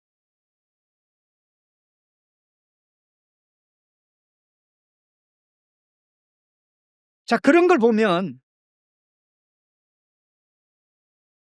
하나님이 구속자를 보내 자격이 준비된 구속자를 보내셔서 그러니까 예수님이 이 땅에 태어나셔서 어렸을 때부터 한 행동, 어렸을 때부터 하는 모든 선하고 바르고 하나님을 기쁘게 하는 이 모든 행동들 다 합쳐서 종합적 결과로 완전하게 구원을 할 수 있는 자로 준비되어져서 그 마지막으로 드려진 게 예수님의 십자가 사건이에요. 그러니까 구원이 작은 게 아니고 어마어마하고 위대한 것이죠. 위대한 것이. 사실 이 마지막 좀 하나 좀 더 봤으면 좋겠는데요. 이 부분이 정말 우리가 좀 생각을 해 봐야 되는데 아 참 이걸 제가 그 생각을 계속하면 시간이 많이 가기 때문에 요거는 그냥 읽고 다음 주에 제가 설명하도록 그렇게만 하겠습니다. 가죽옷을 지어 입힌 은혜의 최종적 성취는 신자들을 일단 그냥 내용만 채우겠습니다. 신자들을 적으로 제시는 예수 그리스도입니다. 예수 그리스도를 영원한 옷으로 입혀주는 것이다. 여기 율법입니까? 복음입니까? 신분행동 성품 사회입니까? 어떤 거죠? 맨 앞에가 신분적으로가 맨 앞입니다. 신분적으로. 두 번째가 성품적으로. 세 번째가 행동적으로 혹은 행위적으로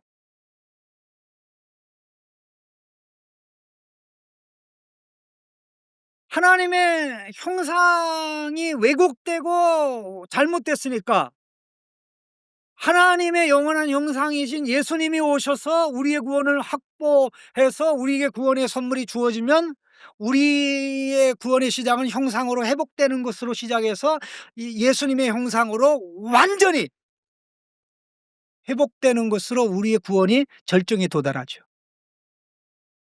참 놀랍습니다. 그 부분은 너무나 많은 내용이기 때문에 예 지금 말씀을 안 드리고 다음 주에 예 말씀하는 걸로 하겠습니다. 우리 같이 기도하겠습니다.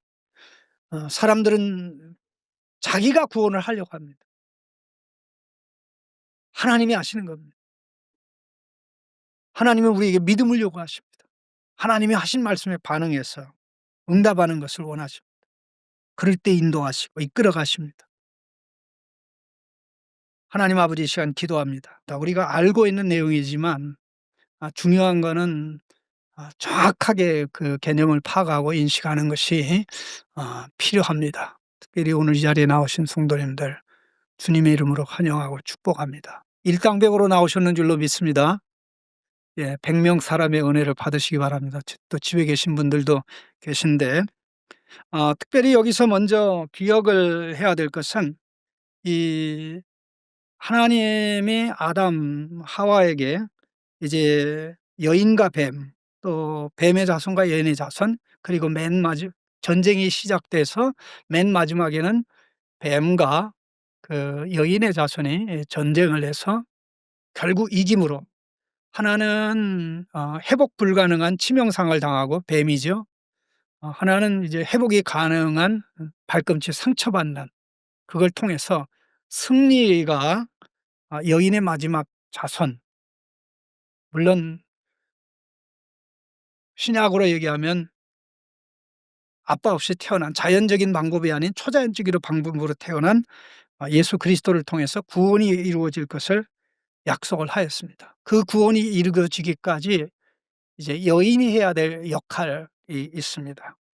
그런 역할에 대한 반응으로 아담 하와가 특별히 아담이 신앙을 고백했습니다.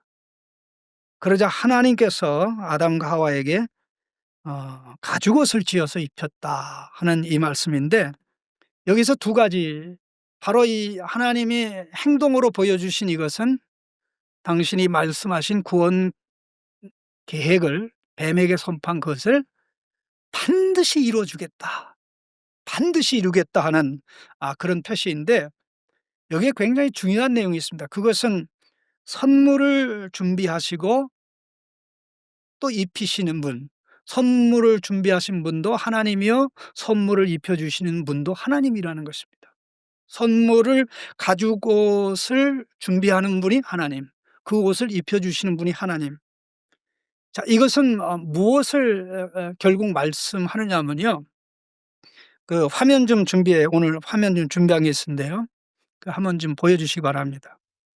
이 구원의 시작 또 진행도 완성도 모두 오직 성삼위 하나님께서 하신다. 아멘. 시작도 하나님이 하시고 진행도 하나님이 하시고 완성도 모두 하나님이 하십니다. 그런데 성삼위 하나님 중에 한 분만 하시는 것이 아니라 우리의 구원의 시작에도 진행에도 완성에도 성삼위 하나님이 아버지로서 아들로서 성령으로서 다 깊이 역할 분담해서 관여하고 있습니다.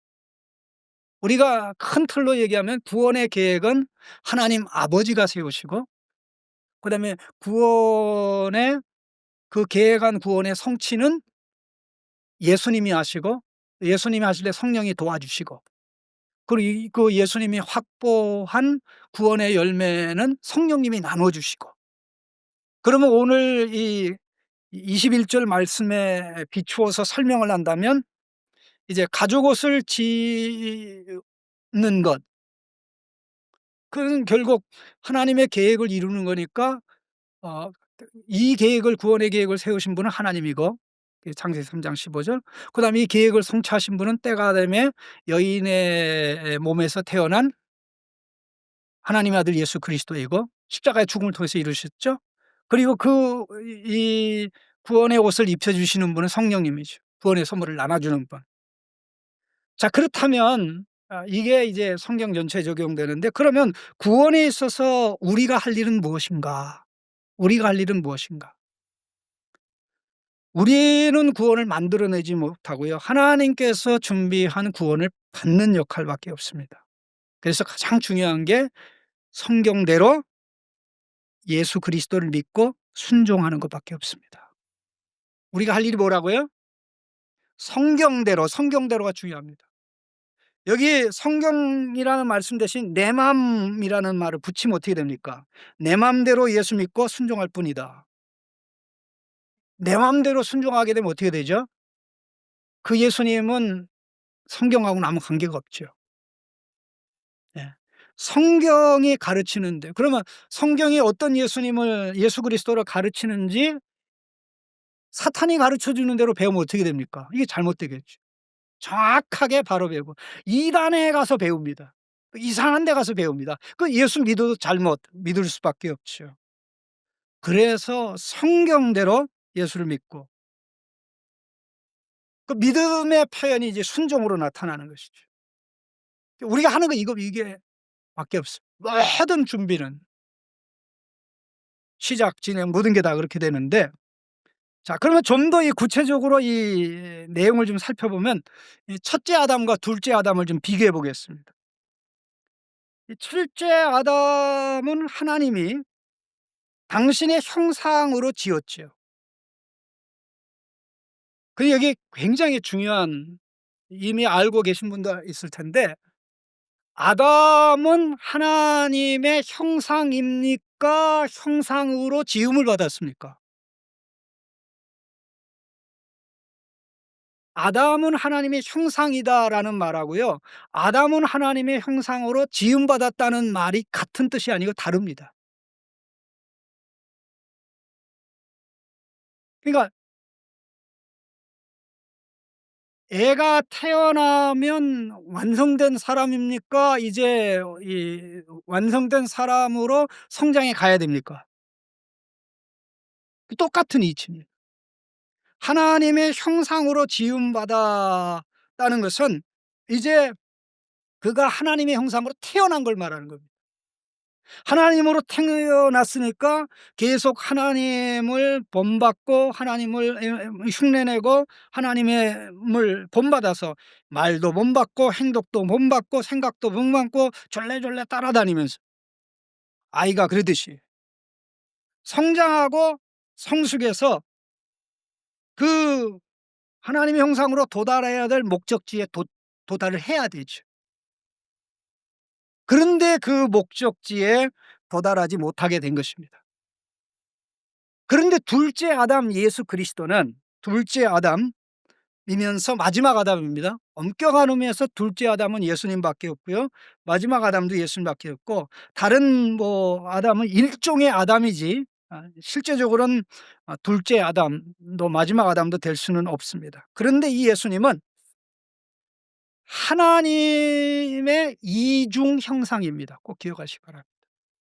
이중 형상이라는 것은 하나님으로서 하나님의 형상이죠. 이거는 영원부터 영원까지입니다. 예? 영원부터 영원까지. 예수님은 아들 하나님으로서 하나님의 형상이죠. 그래서 영원부터 영원까지. 하나님이 아버지 아닌 때가 없고 예수님이 아들이 아닌 때가 없습니다. 그래서 영원한 아버지, 영원한 아들. 우리가 세상적으로는 우리가 결혼해도 아버지 아닌 때가 있습니다. 엄마가 아닌 때가 있습니다. 자식이 없을 때죠. 그러나 우리 하나님에게는 하나님이 아버지 아닌 때가 없고 예수님이 아들이 아닌 때가 영원히 동시적으로. 자, 그런 의미에서 하나님의 형상이고요. 그다음에 예수님이 육신을 입고 인간으로 이 땅에 오실 때, 이때 이제 인간으로서 하나님의 형상이죠. 그래서 요 둘을 합쳐서 예수님은 하나님의 이중 형상이다. 그러니까 미완성입니까? 완전한 모습을 가지고 있는 겁니까?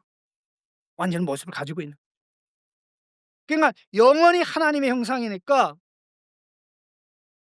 예수님 안에 하나님의 완전한 모습이 있고 예수님 안에 아담이 도달해야 될 예수님의 완전한 모습이 있는 거죠.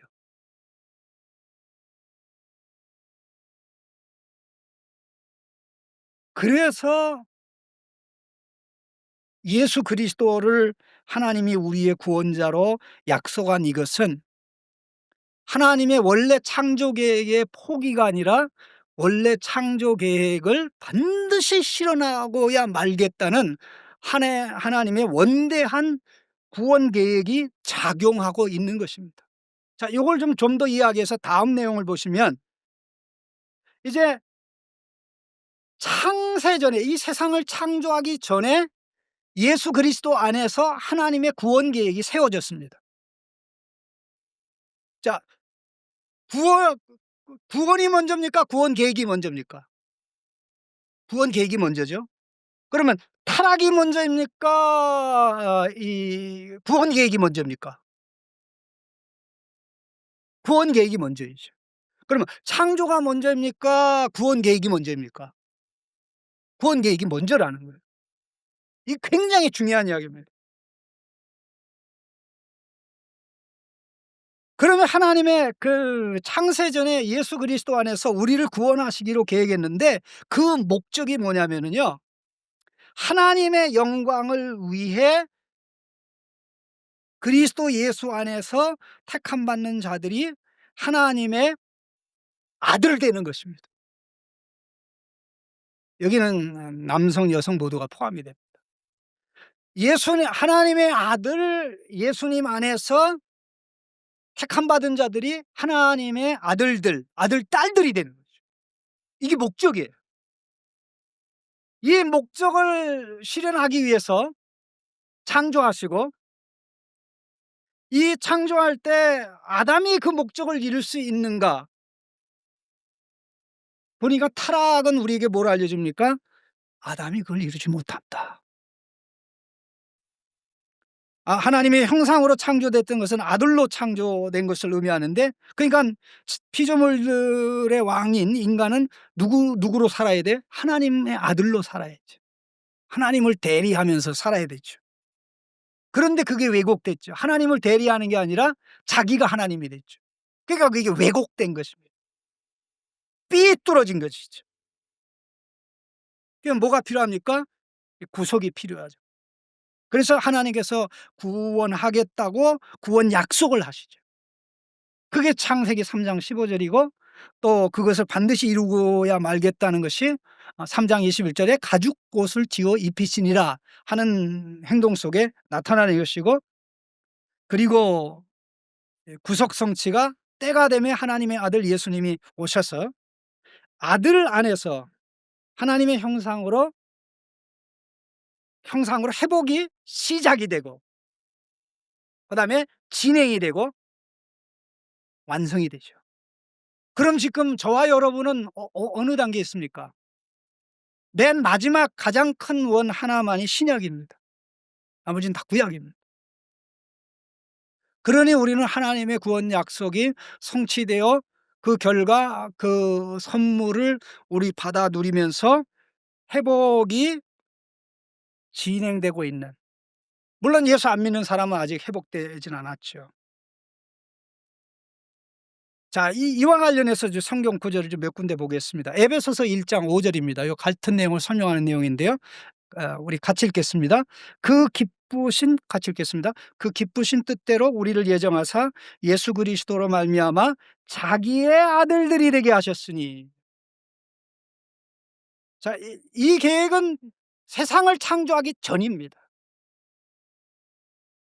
이 말씀이 좀 더 이제 구체적으로 나오는 것이 베드로전서 1장 20절입니다. 같이 읽겠습니다.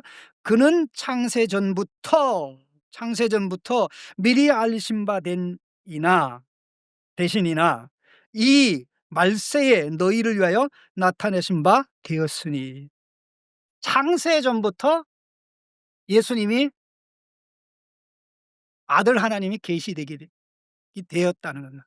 그게 이제 구체적으로 드러난 것이 창조 사건이고, 좀 더 구체적으로 드러난 것이 이 구속 타락에서 드러나고 예수님이 얼마나 필요한지, 그다음에 구속 계획을 통해서 '아 그분이 오신다. 그분이 오신다. 그분에게만 인류의 모든 소망이 달려 있다.' 이렇게 되는 것이요. 자, 이 좀 더 하나님의 구원 계획이 어떤 것인가, 우리 예수님과 연결해서 보면 로마서 8장 29절 30 절입니다. 합독하시겠습니다. 하나님이 미리 아신 자들을 또한 그 아들의 형상을 본받게 하기 위하여 미리 정하셨으니, 이는 그로 많은 형제들 중에서 맏아들이 되게 하려 하심이니라.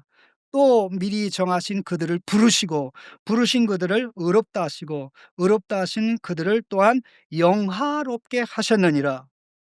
예, 계획을 세우셨어요. 우리를 누구처럼 만드는 거예요? 예수님처럼. 에베소서 1장 5 절의 말씀하고 똑같은 내용입니다. 그래서 결국 우리를 불러 예수 믿게 하는 겁니다. 그래서 여기 영화롭게 했다는 것은 하나님의 형상이신 예수님의 모습으로 신자는 회복되기 시작했다라는 것입니다. 그게 영광의 시작이에요. 죄로 말미암아 하나님의 영광에서 떠났던 우리라고 로마에서 말씀하지 않습니까? 자, 그러면 요걸 좀 더 이제 가죽옷과 연결해서 보겠습니다. 다음 화면입니다. 이 가죽옷과 하나님의 형상이신 예수 그리스도. 자, 이 말씀을 잘 이해하시기 바랍니다. 하나님이 가죽옷을 지어서 아담 하와에게 입혔을 때 이 옷을 입는 순간 아담 하와가 이것을 깨달았다는 말이 아닙니다. 절대 깨달을 수가 없어요. 아직 그렇게 그들이 상세하게 알 수는 없습니다. 그러나 이 내용 중에 상당한 부분은 이 창세기를 기록한 모세는 합니다. 왜? 모세는 그리스도가 받을 고난과 들어가게 될 영광을 내다보고 애굽에서의 영광을 포기하고 고난을 택했기 때문에 이것을 기록한 모세는 성령의 감동으로 이것을 알고 있고, 모세가 알고 있는 것보다 더 많이 상세하게 이것을 아는 자가 바로 오늘 이 말씀을 듣고 있는 신약의 성도인 저와 여러분입니다. 자, 구분이 되십니까? 처음부터 다 아는 게 아니다. 이게 그래서 맨 마지막에 신약 시대에 사는 사람들이 가장 유리한 것입니다. 뭐 유리한 게 더 불리할 수도 있죠. 그런 많은 구원의 지식과 은혜를 가지고도 그렇게 살지 못하면 하나님 앞에 째게 야단 맞아요. 자, 이제 이게 어떻게 예수 그리스도 하나님의 형상이신 예수 그리스도로 회복이 시작되는가 할 때 대전제가 뭐냐면 신자할 때 예수님의 부활 생명으로 태어난 신자입니다. 예수를 믿어도 교회를 다녀도 마음 중심으로 믿지 않는 사람은 중생한 사람이 아닙니다. 하나님의 말씀에 무관심한 사람은 중생한 사람이 아닙니다. 예수님을 닮고 싶은 마음, 아버지를 영화롭게 하고자 하는 마음이 없는 사람은 아직 그냥 교회에 다니는 것이지, 신자라고 부를 수는 있어도 하나님께서 그렇게는 부르지 않을 것입니다. 그래서 중생한 신자예요. 그래서 시작, 진행, 완성이 있는데, 자, Q의 1, 2, 3분 질문이었습니까? 세 가지 내용이 나오죠.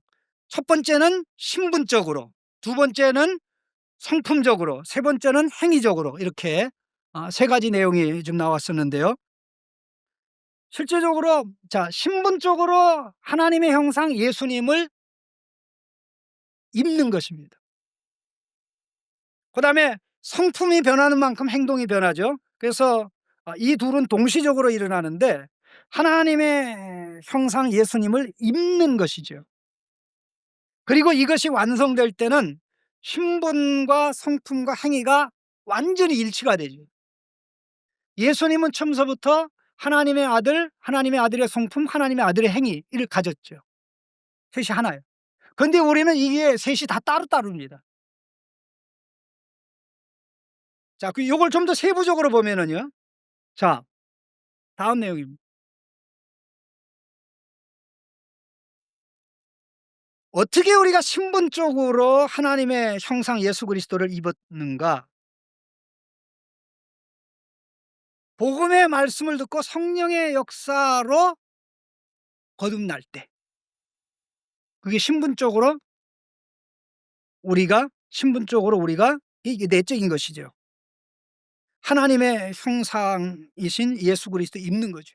완전하게 입는 게 아니라 예수님의 부활 생명을 입었으니까 하나님의 형상으로 회복되기 시작한 거죠. 그리고 이것을 뭘로 고백하는 거 아니? 세례 받음으로 믿음을 공식화하는 것이 세례입니다. 나는 죽어도 믿음 포기 안 합니다. 공산당이 쳐들어와도 믿음 포기하지 않습니다. 무슨 세상이 뒤집혀도 짐승이 와서 난리를 펴도 나는 예수 믿는 거 끝까지 합니다. 이 고백을 함으로 세례를 받는데, 이때 우리는 신분적으로 하나님의 형상이신 예수 그리스도를 옷을 입게 됩니다. 그래서 내가 예수님이라는 옷을 입었기 때문에 하나님은 우리를 예수님으로 보는 것입니다. 또 예수님으로 대하는 거죠. 경찰복을 입은 사람을 우리는 사기꾼이 입었다고 생각, 일단 보이는 게 경찰이기 때문에 경찰로 보고 거기에 반응한 것 같이 그렇게 나갈 수 있는 것입니다. 자, 이와 관련된 말씀을 보겠습니다. 갈라디아 3장 26절 27절입니다. 다음 화면입니다. 같이 읽겠습니다.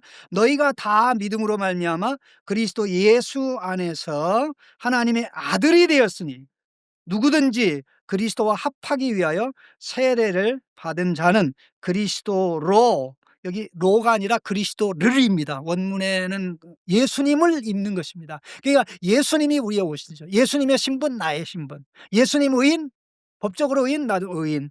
예수님이 하나님의 아들이니까 예수님을 입은 우리가 하나님의 아들이 되고 딸이 되는 거죠. 그래서 그 앞부분에 너희가 다 믿음으로 말미암아 그리스도 예수 안에서 하나님의 아들이 되었으니,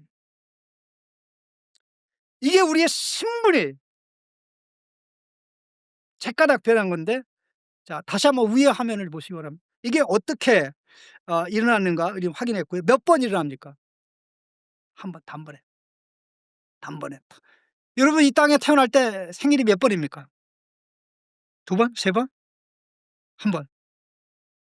저는 한 번밖에 없어요. 여러분들 한 번밖에 없죠. 중생 몇 번 합니까? 한 번 하는 겁니다. 그때 중생한 사람이 하는 게 뭡니까? 예수 믿는 겁니다. 중생 전에는 예수 믿는 게 불가능하고요. 중생 후에는 예수 안 믿는 게 불가능해요.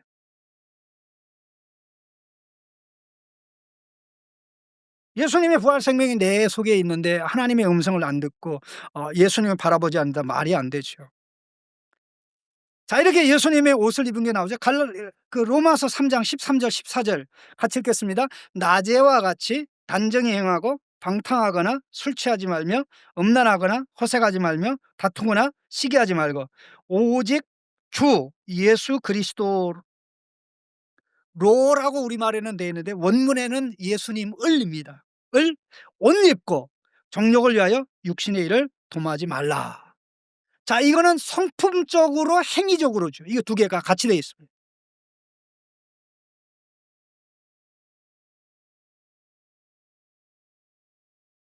자, 그러면 다음 화면을 보겠습니다. 다음 내용이 약간 순서를 바꿔서 언제 우리가 하나님의 형상이신 예수님을 완전히 다 입게 되는가? 예수님의 어떻게 됩니까? 예수님의 재림 때 성령의 역사로. 성령이 우리를 중생시켜 우리 영이 예수 생명을 가지게 된 것처럼 예수님의 재림 때 우리의 죽을 몸을 죽지 않을 부활한 예수님의 몸처럼 영광스럽게 바꾸는 거죠. 아멘. 예. 몇 번 그런 일이 일어납니까? 오직 한 번. 오직 한 번. 우리가 한 번 태어나서 한 번 죽듯이 한 번 중생에서 그 죽음에서 죽지 않는 몸으로 한 번 바뀌죠. 자, 이와 관련된 말씀을 보겠습니다. 고린도전서 15장 48절 49절을 같이 읽어보겠습니다. 무릇 흙에 속한 자들은 흙에 속한 자와 같고 무릇 하늘에 속한 자들은 저 하늘에 속한 이와 같으니 우리가 흙에 속한 자의 형상을 입은 것 같이 하늘에 속한 이의 형상을 입으리라. 자, 이게 흙에 속한 자들은 흙에 속한 자와 같고 하늘에 속한 자들은 하늘에 속한 자와 같다. 그러니까 흙에 속한 자들, 흙에 속한 자, 하늘에 속한 자들, 하늘에 속한 자, 단수 복수 단수 복수 이렇게 돼 있죠. 그래서 여기 아담과 아담의 후손, 아담의 후손은 다 누구 닮았어요? 아담을 닮죠. 그 둘째 아담의 후손은 누구를 닮습니까? 둘째 아담 예수 그리스도를 닮죠. 아멘. 그런데 둘째 아담은 하늘에서 왔죠. 하늘에 속하죠. 그래서 우리의 소속은 이 땅이 아니라 하늘이 되는 것입니다. 그래서 우리의 구원이 완성될 때 하늘이 이 땅으로 내려오는 거죠.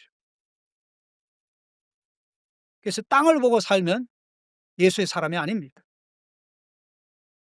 우리 주님이 재림할 때 성령의 역사 이런 일이 일어나죠. 자, 빌립보서 3장 20절 21절입니다. 그러나 우리의 시민권은 하늘에 있는지라 거기로부터 구원하는 자 곧 주 예수 그리스도를 기다리노니 그는 만물을 자기에게 복종하게 하실 수 있는 자의 역사로 우리의 낮은 몸을 자기 영광의 몸의 형체와 같게 변하게 하시리라.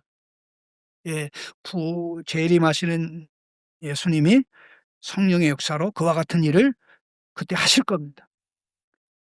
이때 오직 한 번의 역사로 단번에 순식간에 눈 깜짝할 사이에 천사장의 나팔과 호령이 일어날 때 번쩍 이런 일이 일어나는 것입니다. 자, 요한일서 이와 관련된 말씀 좀 하나 더 보겠습니다. 요한일서 3장 2절 3절입니다. 같이 읽겠습니다. 사랑하는 자들아 우리가 지금은 하나님의 자녀라.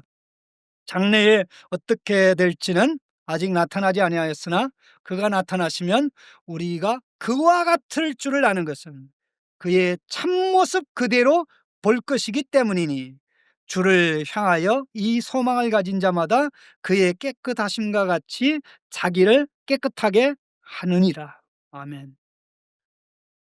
자, 이 말씀을 보고 어떤 성도는 이렇게 생각해요. 어차피 예수님이 재림하면 예수님처럼 될 것이니까 노력 안 해도 돼. 여기 그 말씀하고 있습니까? 예수님이 재림하실 때 예수님처럼 될 것이기 때문에 나는 지금 이 땅에서 예수님의 모습을 가지며 살아야 돼. 계시록 21장 7절 같이 읽겠습니다. 이기는 자는 이것들을 상속으로 받으리라. 나는 그의 하나님이 되고 그 아는 내 아들이 되리라. 이 내 아들이 되리라 이 줄쳐 놓으시기 바랍니다. 왜냐하면은요. 요한이 쓴 성경책이 여러 권이 됩니다. 요한복음, 요한일서, 2서, 3서, 그다음에 계시록. 이 5권의 책이 있는데 특별히 요한은 예수님을 얘기할 때는 하나님의 아들이라는 단어만 씁니다. 그리고 우리를 얘기할 때는 자녀 혹은 아이라는 말만 썼습니다. 예수님은 하나님의 아들이고 우리는 자녀 혹은 아이입니다. 왜 그 말을 썼냐면 예수님은 하나님의 아들로서 완전하기 때문에 부족한 것이 없고 흠도 없고 티도 없고 모난 것도 없고 100% 모든 면에서 하나님 아버지만 드러내고 나타나기 때문에 예수님은 아들로 표현되고 우리는 아직 예수님을 덜 닮았기 때문에 더 성장해야 되기 때문에 예수님을 많이 입어야 되기 때문에 끊임없이 신자를 얘기할 때 자녀들아 혹은 아이들아 그렇게 얘기했습니다. 그런데 예수님이 재림하셔서 우리가 이 육신의 부활을 하고 새하늘과 새 땅에 임하게 되면 그때 우리가 완전하게 예수님을 닮기 때문에 예수님이 하나님의 아들인 것처럼 우리도 하나님의 아들로 불리게 돼요. 얼마나 놀라운지 모릅니다. 얼마나 놀라운지 모릅니다. 도대체 이게 얼마나 중요한지를 알고 사는 성도님들이 몇 분 계실까 나는 그런 생각을 해요. 이 말씀은 뭐냐면 아담이 하나님의 형상 아들로 태어난 것처럼 이제 예수 그리스도 안에서 믿는 모두가 다 하나님의 아들들이라는 것은 새하늘과 새 땅에서 왕적인 권한을 가지고 그리스도와 함께 새하늘과 새 땅에서 영원히 통치하는 로얄 선즈 왕적인 아들들이라는 거예요. 이게 우리의 미래입니다. 예수 믿는 우리의 영광입니다. 그걸 보고 그걸 의식할 수만 있다면 엉뚱하게 나가지 않죠. 자, 그러면 우리가 시작을 받고 완성을 받습니다. 그 중간을 보겠습니다. 중간. 현재 어떻게 되는지. 성품이 변하는 만큼 행동이 변하죠. 그 거의 뭐 이게 동시적으로 일어난다고 볼 수가 있는데 성품적으로 행위적으로 하나님의 형상 예수님을 입고 있죠. 근데 어떻게 이게 가능합니까? 어떻게? 오직 말씀과 순종의 믿음, 순종하는 믿음과 성령의 역사로 가능합니다. 어떻게 가능합니까? 오직 말씀, 성경 말씀. 그 말씀을 받아들이고 회개하고 받아들이고 기도하고 받아들이고 순종하게 해 달라고 도움을 요청하죠. 그래서 성령의 도움을 받아서 예수님 닮지 못한 거 벗고 예수님 닮은 모습을 입어가죠. 그런데 중요한 것은 이거는 몇 번 정도 하면 됩니까? 한 번? 한 번? 아니에요. Again and again and again. 제가 인도 가서 목회자들을 가르치고 했더니 다른 내용들은 다 기억하지 못하고 어떤 그 목사님 사모님이 다른 말은 다 기억이 안 나는데 on and on and on, on and on and on, on and on and on, again, again, again, again, again, again 그것만 기억난다고. 그래서 제가 일부러 이 again, again, again 계속 반복되는 거죠. 벗고 입고 벗고 입고 벗고 입고 벗고 입고. 하루에 우리 이 여성분들은 남자보다 옷을 벗고 입는 걸 더 많이 하는데요. 아마 그 빈도수로만 옛사람 벗고 새 옷 사람 예수님을 입으면 많이 달라질 겁니다. 달라질 겁니다. 자, 이와 관련해서 마지막으로 좀 말씀을 보겠습니다. 골로새서 3장 9절 10절입니다. 같이 읽겠습니다. 너희가 서로 거짓말을 하지 말라. 옛사람과 그 행위를 벗어버리고 새 사람을 입었으니 이는 자기를 창조하신 이의 형상을 따라 지식에까지 새롭게 하심을 입은 자니라. 이게 원문을 다시 번역하면 지식을 위해서 새롭게 되고 있는 새 사람을 입었다. 이게 벗었다 입었다. 옛사람을 벗었다 새 사람을 입었다. 이거는 신분적으로 얘기하는 건데 지금 그런데 이게 지식이 새로워지고 있다. 하나님을 따라하는 지식이지요. 하나님은 이런 분이니까 나도 하나님의 자식이나 이렇게 해야지. 하나님이 이런 분이니까 나 하나님 자식을 이렇게 해야지. 그러면서 계속 나가는 거죠. 자, 에베소서 4장 22절에서 24절입니다. 여기는 약간 각도가 다릅니다. 같이 읽겠습니다. 너희는 유혹의 욕심을 따라 썩어져가는 구습을 따르는 옛사람을 벗어버리고 오직 너희의 심령, 이게 원래 여기 심령이라고 됐는데 원문의 뜻은 지각입니다. 지각의 영. 지각의 영이 새롭게 되어 하나님을 따라 의와 진리의 거룩함으로 지으심을 받은 새 사람을 입으라.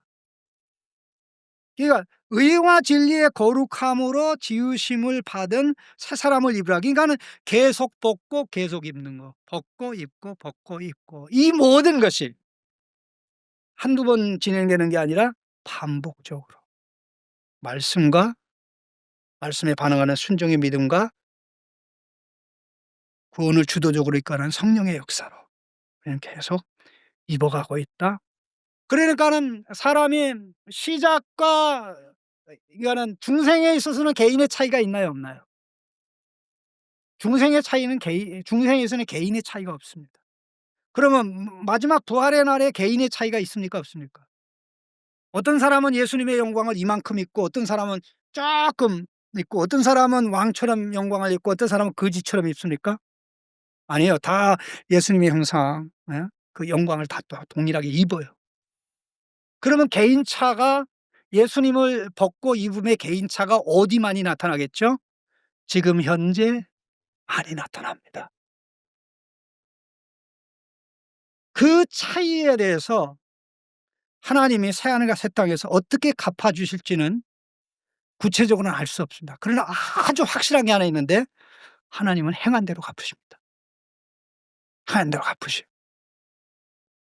그건 틀림이 없어요. 사도 바울은 부활을 얘기하면서 주 안에서 너희의 수고가 절대 헛되지 않다 그랬어요. 주 예수님의 말씀을 힘입어서 성령에 이끌려 살아가는 이 삶.